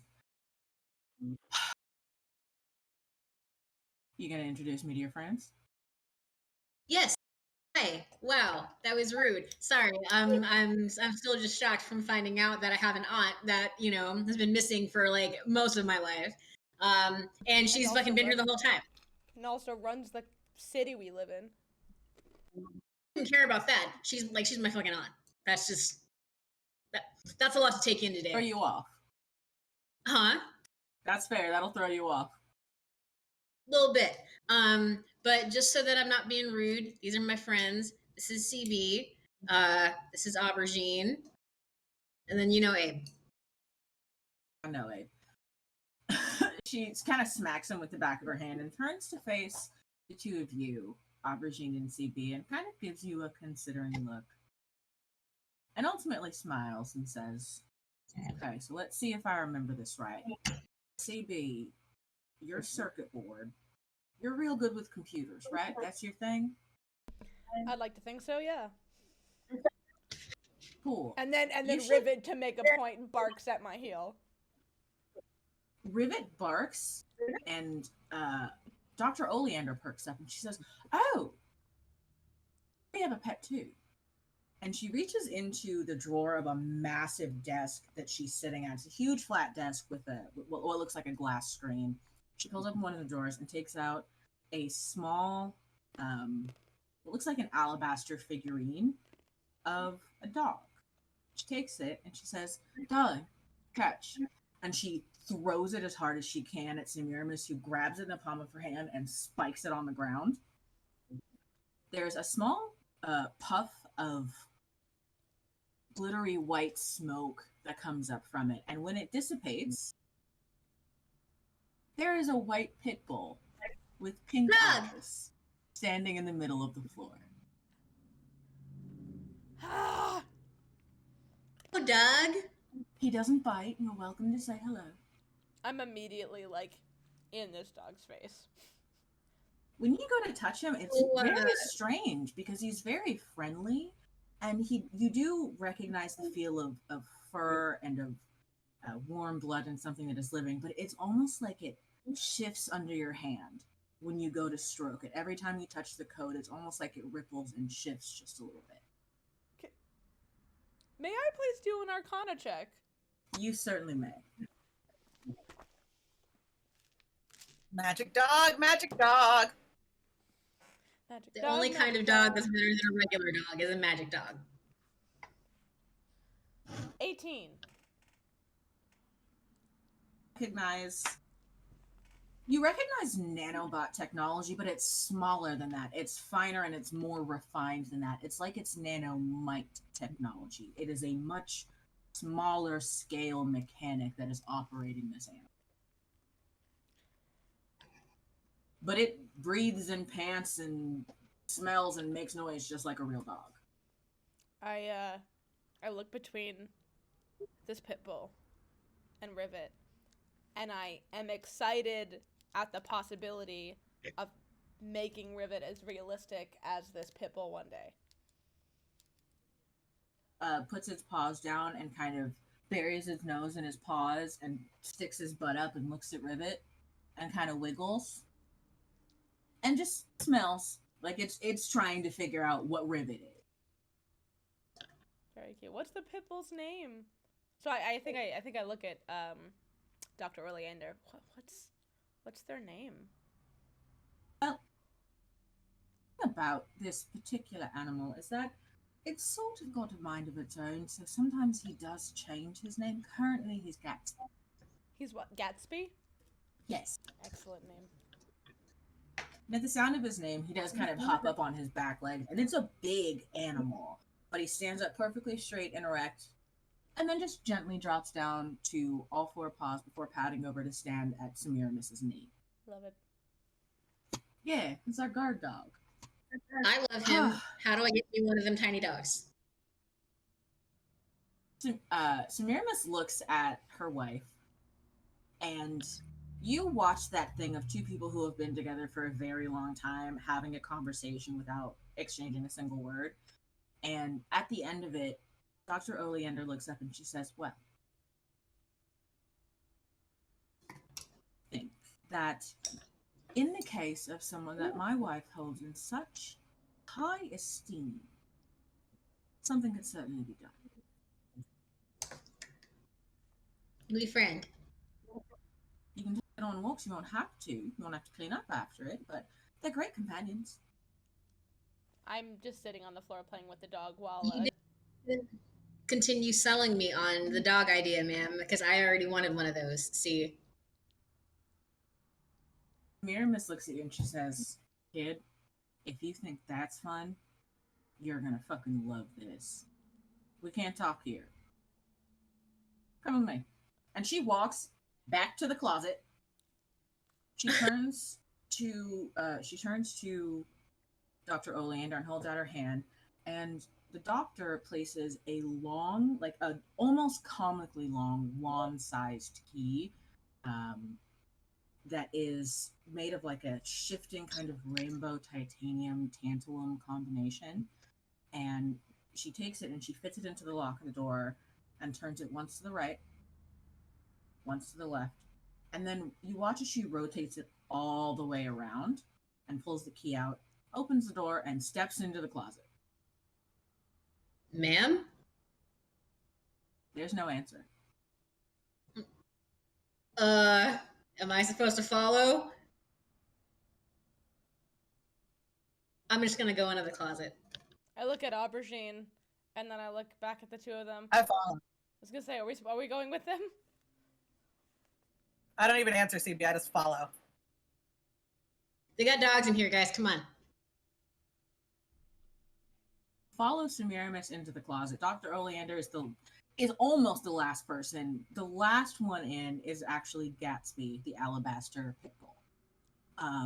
And the door closes with a click behind you. And for a moment, you're in a space of complete darkness. And it is just a brief moment because you take one step, and then two, and then three, and you go to plant your left leg, and the scenery around you shifts, and you're standing in a palatial mansion. Semiramis pulls off her redactor coat and throws it, and it hovers in midair. It arcs over and drops as if it's been caught and is whisked away to one of the many, many hallways that you can see extending off from this kind of central foyer area. And Semiramis sighs and she says, "Welcome to our real home." Your real home? You live in a castle? It's magic not castle? technically a castle. I wanted a castle, but Narium would not let me add parapets. So it's just a real big house, I guess. The atrium that you're standing in, again, Seraphine and Aubergine, because I think you have the reference, it looks like the central gathering area in a museum. There's a large flight of marble stairs that lead up and branch off in two separate directions. The floor that you're standing on is marble, and it's inlaid with pieces of obsidian, so it kind of glitters as you walk across the floor. And Semiramis, too many S names, Semiramis starts to walk backward and say, "Right, so technically speaking, I guess I do work for the government, so in order to protect our interests and more importantly keep the love of my life safe, we own the house in Pleasantville. In order to do the things that we need to do as part of our part of keeping the city something like what it used to be, we maintain that facade. Luckily, I married a genius." And you see that Dr. Oleander, who's easily in her early 50s, still blushes like she's a teenager and says, "You give me far too much credit. I did have help." Where to begin? Let's show them around and I'll explain as we go. And as Semiramis continues to walk backward, you walk through a series of rooms that Seraphine, I think, recognizes from high school art classes as being dark Baroque. The walls are all matte black with gold gilding on every surface that will hold it. There are full chandeliers. You pass a dining room that's got a table that seats at least 16 that is fully set with all of its places. And everywhere it's this sense of dark comfort. It reminds you very much of Semiramis. So this is my side of the house. We couldn't agree on how we wanted to decorate, so we just split the house in half like adults. So my half is understated and dark and muted, and my wife's half looks fantastic, and we'll be seeing it shortly. Thank you, Knight of the Flowers. And she sort of like revs her wheelchair a little bit up behind Semiramis, like she's gonna run into her heels, and you do see Semiramis kind of like hop a little bit to get out of the way. Vroom vroom. And then you reach kind of a central point as this is happening, where you realize that the blacks and golds are shifting into kind of a grayscale, and it seems as if it's leading to something, presumably to Dr. Oleander's side of the house. And Dr. Oleander says, "So, a long time ago, I suppose I should tell you the story of how Semiramis and I met, actually. We were both selected for a special project. The most special project, actually. We were part of the research team that designed the Oxylax. We spent several years locked in tiny rooms arguing over all kinds of schematics, and the theoretical possibilities and all of that good stuff. And at the end of it, we published a report, Panthenium Papers, named for the geologist and his wife, who ultimately determined that in the amount of time that we were trying to do it, the Oxylux technology was flawed, basically. Our report was suppressed. Several of the original contributors to the report are dead. The ones who aren't are more or less living quiet lives, with the exception, of course, of young Abernathy's father, who refuses to stay dead, I'm told. Abe smiles and he says, yeah, listen, Dr. Olander, nobody knows what my dad does. That's just the way it is. We leave him to sit on the couch and to watch his games and to play grab ass with my mother. And that's all anybody knows about Big Abe's business. It's true. I'm sorry, ma'am. Well, did you say that the Oxylux is flawed? Yes. Not... There's an inherent flaw built into the programming. Well, it's both the programming and it's both environmental. It's quite complicated to explain, but the easiest way to say it is, do you know what a fault line is? It's okay if you Yes, I'm yes, a I teacher. do. A what? I'm a teacher, among other things. No. Know what a what is? A fault line. A fault line. Well, we know. Yes. We Yes. know. Well, just to make sure we're all on the same page, and she does look at you directly, CB, and roll insight for me, please. Everybody, or just CB? Just CB. 17. 17. The interesting thing about this woman is that she looks you dead in your eyes, and she doesn't seem to register your age at all.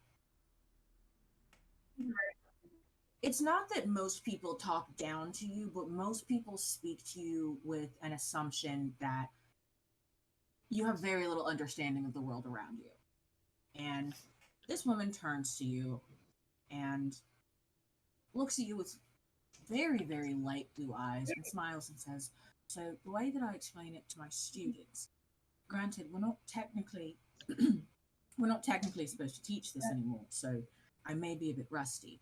Imagine two plates, yes?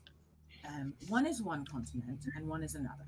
Or one is big piece of rock and another big piece of rock. As the Earth moves, these plates naturally shift and move around. It's just part of the design of the Earth. And occasionally, those plates will shift past each other at a great speed, and it will cause an earthquake. The ground shakes, everything trembles. And there are certain places in the world, yes, where these fault lines exist and are particularly vulnerable. Bella Muerte is on the same fault line that caused one of the greatest earthquakes in American history. We lie on the San Andreas fault line, or just adjacent to it. The idea being that if there were to be a catastrophic failure of the Oxylux, it could cause an earthquake of untold magnitude, an 8 or 9 on the Richter scale, easy.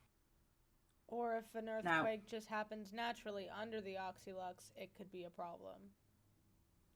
There's sort of a shock absorber system that's been implemented to try and prevent that, because we are so near to it.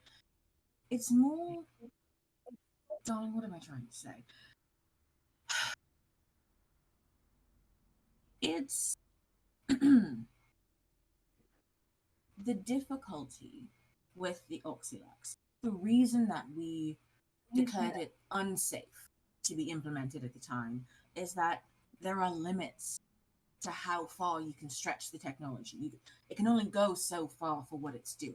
Yeah. To protect as many people as we're protecting, to generate that amount of electromagnetic force without disturbing all of the electronics in the surrounding area. It's a very difficult balance to find. And if that balance were to be thrown off even a little bit, it could cause a catastrophic systems failure. And that aftershock would trigger an earthquake. Viren's father decided that it was worth the risk, and to his credit, because I am a researcher and I recognize my own implicit bias, to his credit, it has withheld this entire time, but it is maxed out. It is at its limit. Were we to expand even a few square inches outside of what the Oxylux can currently contain, there's no telling what could happen. One of the people that we worked with on the project was a physicist. He studied the science of the Earth itself, gravity, and things like that. And he is a brilliant man. And he and I, we like to talk theory. In our downtime, after all the arguing was done and we were sick of looking at each other and still didn't have any answers, he and I would toss about a theoretical model of something that we called the Gossamer Matrix. And as you are continuing to walk, and she's explaining, you are now standing in what must be her area of the house. It is all white and blush and pink with gold and silver gilding. There are chandeliers. This half of the house is purely Rococo. Everything is in soft pastels and delicate and plush and overstuffed. There's an ornate grand piano sitting in one of the open atriums.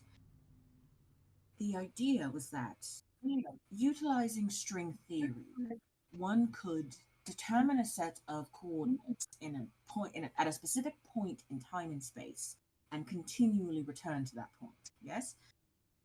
Now, string theory is theory. It's that there are very few ways to implement it practically, but he figured it out. He created this. And she pulls from her pocket the long key that Samirim used to enter this space. Yes, it's a key, but it literally is the key. When this key is inserted into any lock, and you turn the key according to a specific set of commands, the tumblers in the key unlock those coordinates and bring you back to the same point every time. In this case, our home. As far as we can tell, it's a neighboring universe. We haven't done much exploring. Just to be safe, don't want one of us to wander off and never make it back home because we were eaten by some terrible beastie.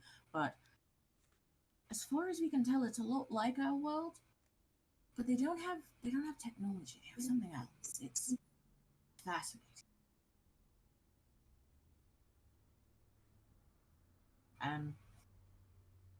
Once we realized that it would work, we started building this place, and because it's a theoretical model, we were able to affect it in a computer. This house is built to our exact specifications on this point in space and time, and is fixed here forevermore. That's with this key. Theoretically, another key could be drafted that opened into a different place, but always the same place. That's incredible. Dinah looks at you all and says, "That's how we're going to get out."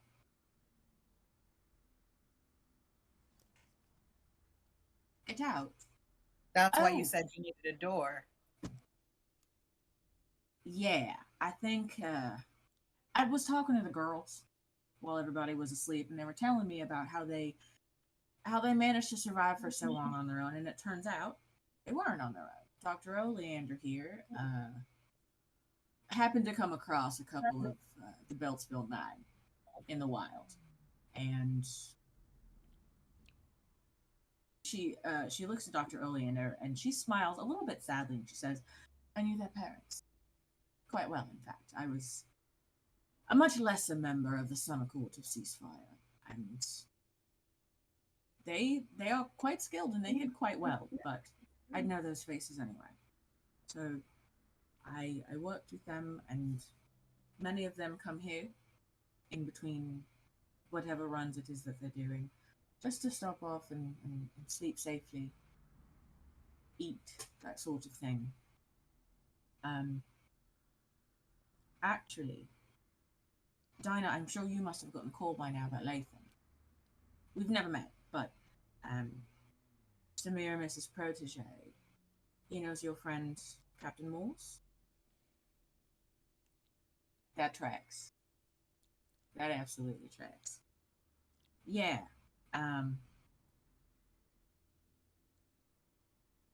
What do you know about that? How long has Latham been gone? The girl said like 3 months? More or less. For the most part, they hold their own. They live on the outskirts of the city on the other side of the Oxylux, and Latham just happened to be too close to a border and a checkpoint, and she got picked up. That was months ago.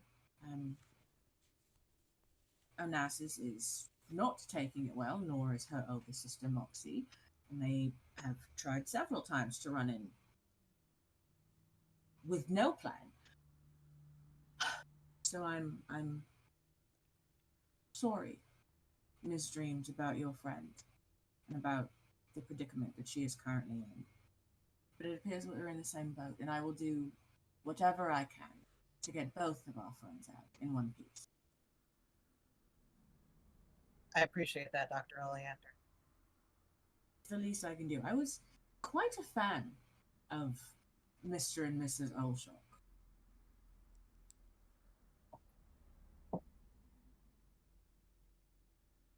Semiramis kind of gestures around them and says, like Neri said, it's a neutral space. It's one that we have complete control over. There's nothing yet that I've asked for that Nerium hasn't been able to get for us here. If you can get Latham, and you can get her here, we can take care of her. I gotta tell you, and little Saint Marie, I would imagine you know something about this. The protocol that they use her as a test subject for is a nasty piece of work. This is Latham, not your friend Miss Strange. But it's bad. We know it's going to be bad. I am no longer allowed on that floor because I got a little bit too friendly with Mrs. Olshock. I apparently spent too much time coming to see her and checking on her well-being.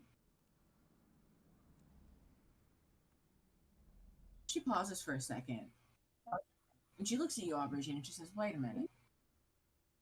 You said you're friends with the morticians, right?" We are, yeah. Okay. I might have something. I'll come back to you on that. Like I was saying, it's a brainwashing program. There's really no better way to put it. And they've been working on it. And Dinah interjects and she says, for approximately a year. And if they have perfected it, then you remember the options I gave you when I was telling you about the killing jar? She's probably option number 2. She's a puddle of good. But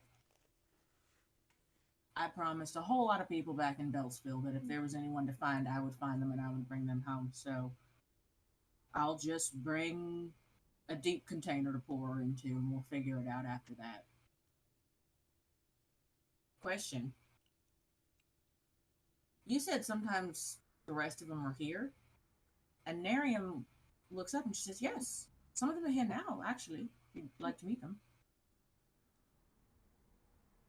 Yes. What? Yes. And Dr. Oleander says, oh, okay, darling, would you, I think perhaps Moxie's in the gymnasium working off some steam. You may want to duck But will you go collect everyone? I'll see about getting us a round of tea. You're the best. Thank you. And Semiramis starts to walk out and like jogs back and kisses her wife on the cheek and then goes back out of the room. And Dr. Oleander claps her hands twice, and you hear a faint rattling coming from somewhere. It sounds as if it's getting closer. And after a few seconds, a silver tea cart rolls into the atrium where you're standing. It is completely loaded down. Nothing is operating it, but you do watch as lids are lifted and things are poured, and an entire tea service for more than the 5 of you is poured. She says, let's move to the dining room so everyone can get comfortable. I should warn you, circuit board, they're quite close to your age, but they've had a difficult time. So they're a bit rough around the edges. And I promise that Onassis is not nearly as scary as he looks. Are these Beltsville 9 kids? Right. Got it.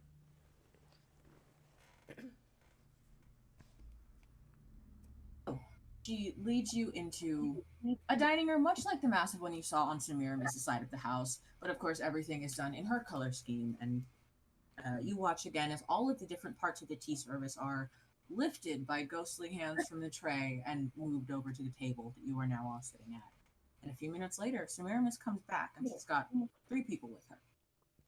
One of them is very tall, like 6'6", and he is built like a refrigerator. He's not like a linebacker status, but he is just a sturdy man. Think like a Jared Padalecki build, just fucking stacked.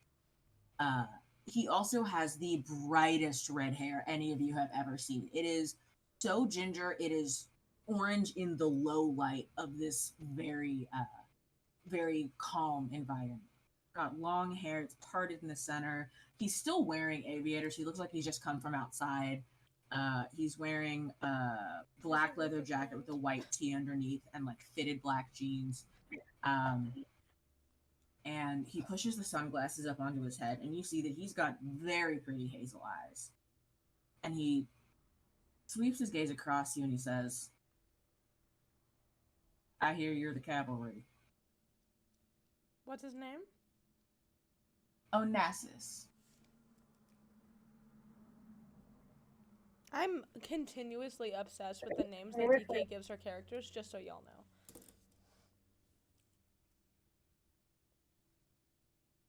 Looks to 2 people behind him, and they step forward, and you can see that they too have this insanely orange hair.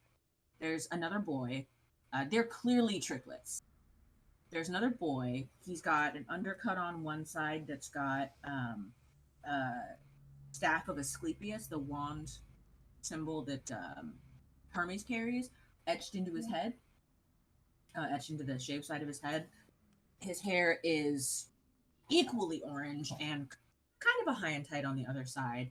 He's wearing also a leather jacket, but he's dressed pretty casually. He's wearing like old jeans and a Henley. He does not look like he was planning on going anywhere particularly important.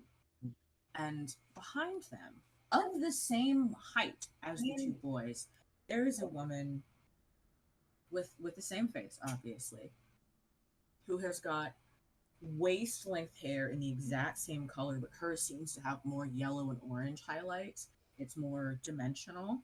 It is ornately braided down behind her, and it's got sprigs of like thistle and tumbleweed and desert plants woven into it on purpose.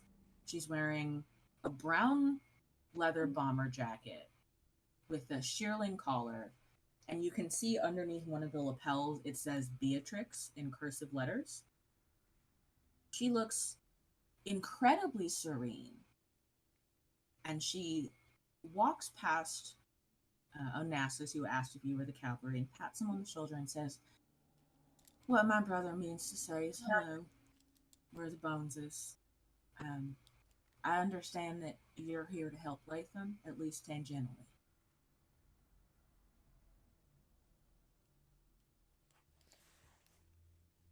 What's the other boy's name? I'm sorry. She gestures to him, says, "Well, come on, act like somebody raised you, right?" And kind of smacks him on the back of the head, and he ducks. Says, "This is Onassis. He's technically the oldest. This is Gotham. He's technically the baby, and I'm Solace." The younger boy, for his part, kind of waves and he says, "Hi, nice to meet you. The Major says that you came from Beltsville?" "I did. How do you feel about eventually taking a trip back home? Because that's an option now. Found the bishops, both of them. They're fine-ish, more or less. They'll be fine. They're going home, so that is an option. You don't have to take it now, but know that it is possible."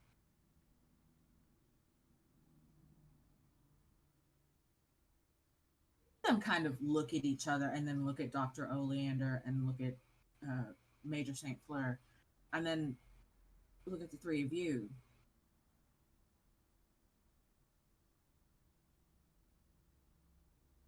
"Sorry, it's just you all came to help us." More or less. There's a lot of people that we want to help, but you're definitely on that list. If it was more or less, but I think that answers my question. Well, it's nice to meet you. I'm sorry, you are?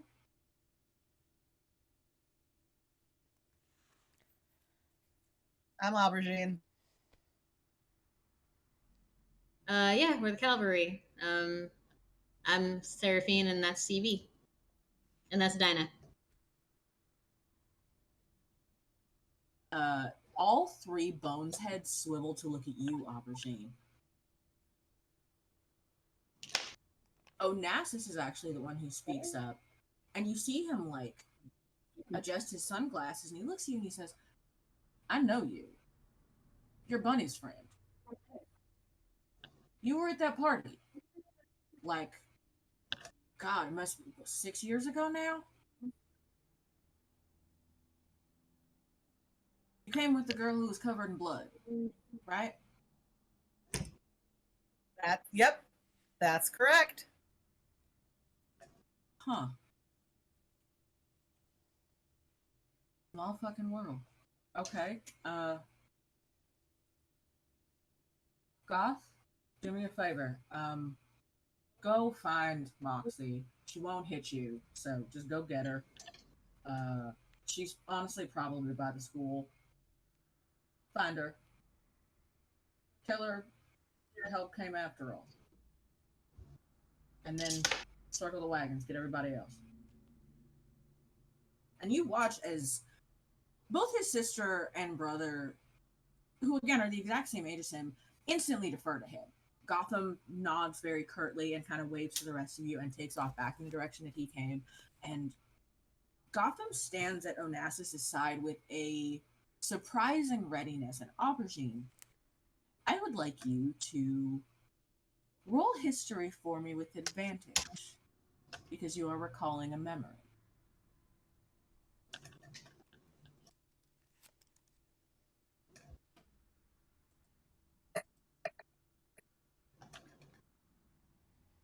That's not good. You do. Okay, the second one was a lot better. Thanks to that advantage. With my +3 to history, it's going to be 18. Let me do it. On an 18, you look at Solace Bones again, a little bit closer, and you zero in on the name Beatrix on her jacket. And you think back to that party, and you remember a family of people who all had insanely bright red hair. Husband built exactly like Onassis's, very bumpkinish. He looked happy to be there, but he didn't look like he was part of their like elite club or part of the court or anything. And you remember that their mom was a stunt woman. Their mom was Beatrix Bones, who was one of the best stunt women in the 90s, and one of the most reckless people on the face of planet Earth. And she has her face. She has her face almost exactly.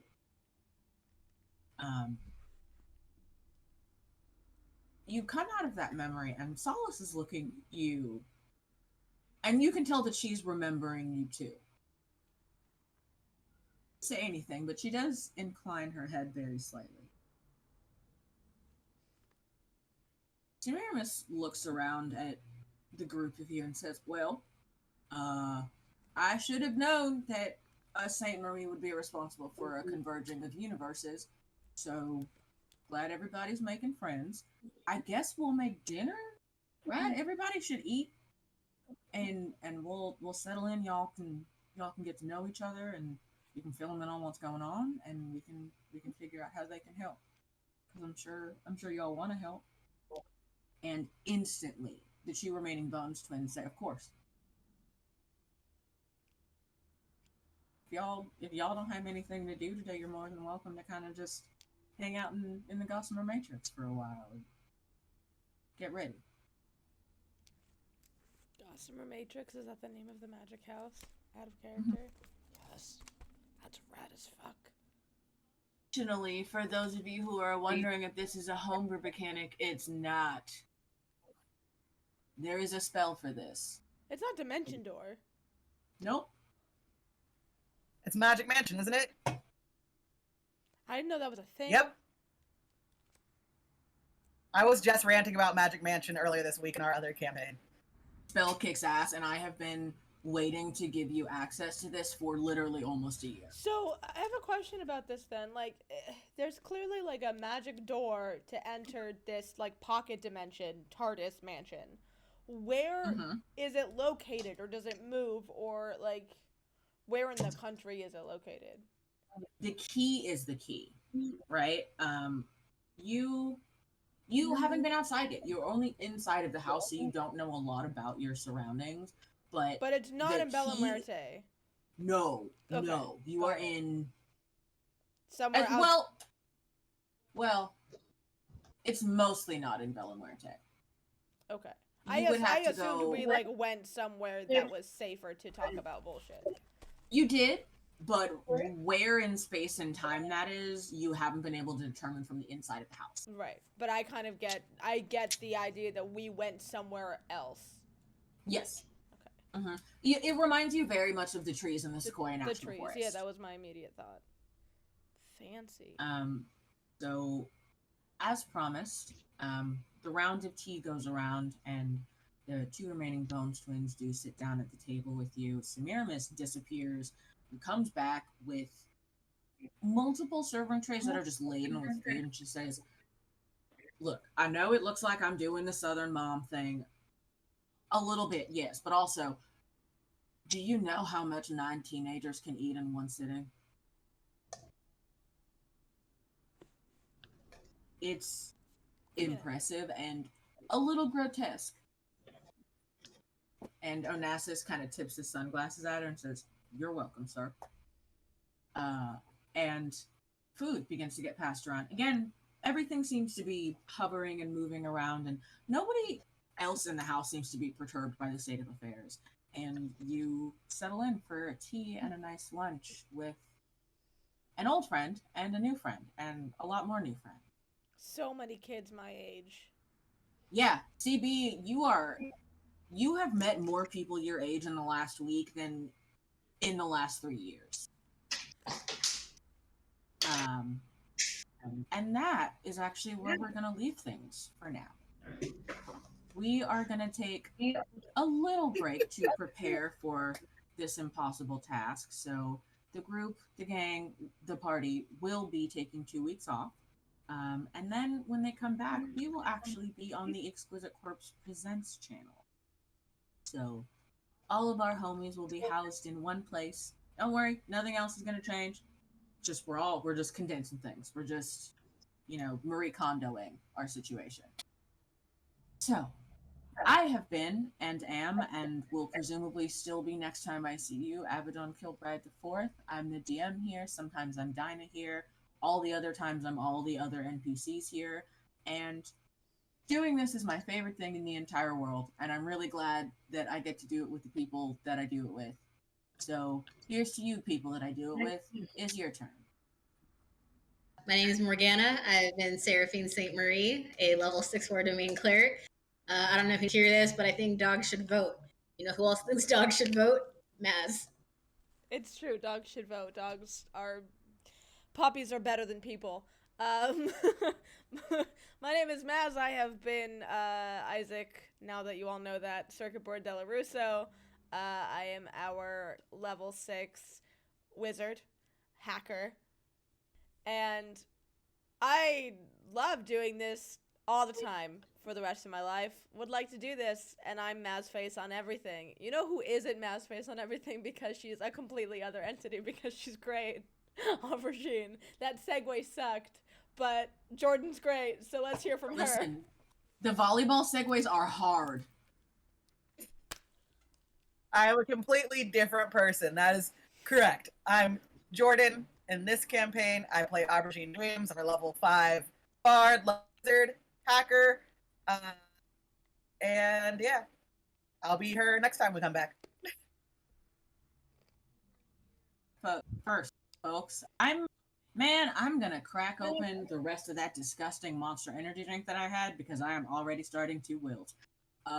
We have been Say a Prayer for California Till Death Do Us Party, and we have been building toward the things that are going to happen in the next few episodes for a very long time, a lot of it off camera, a lot of it in, Xanalis, who is in chat with us right now, in his garage. We have been at this for a very long time and trying to get to this point for a very long time, so I am super excited, and I hope that you will join us for that, because it's gonna get wild. Started from the bottom, now we're here. Is that a promise or a threat? There's only one way to find out. From the bottom, now we're here. Bye, guys. Bye. And gals and gender nonconformers. Bye, everyone. Bye, everyone. Have a Thanks good for day. being with us.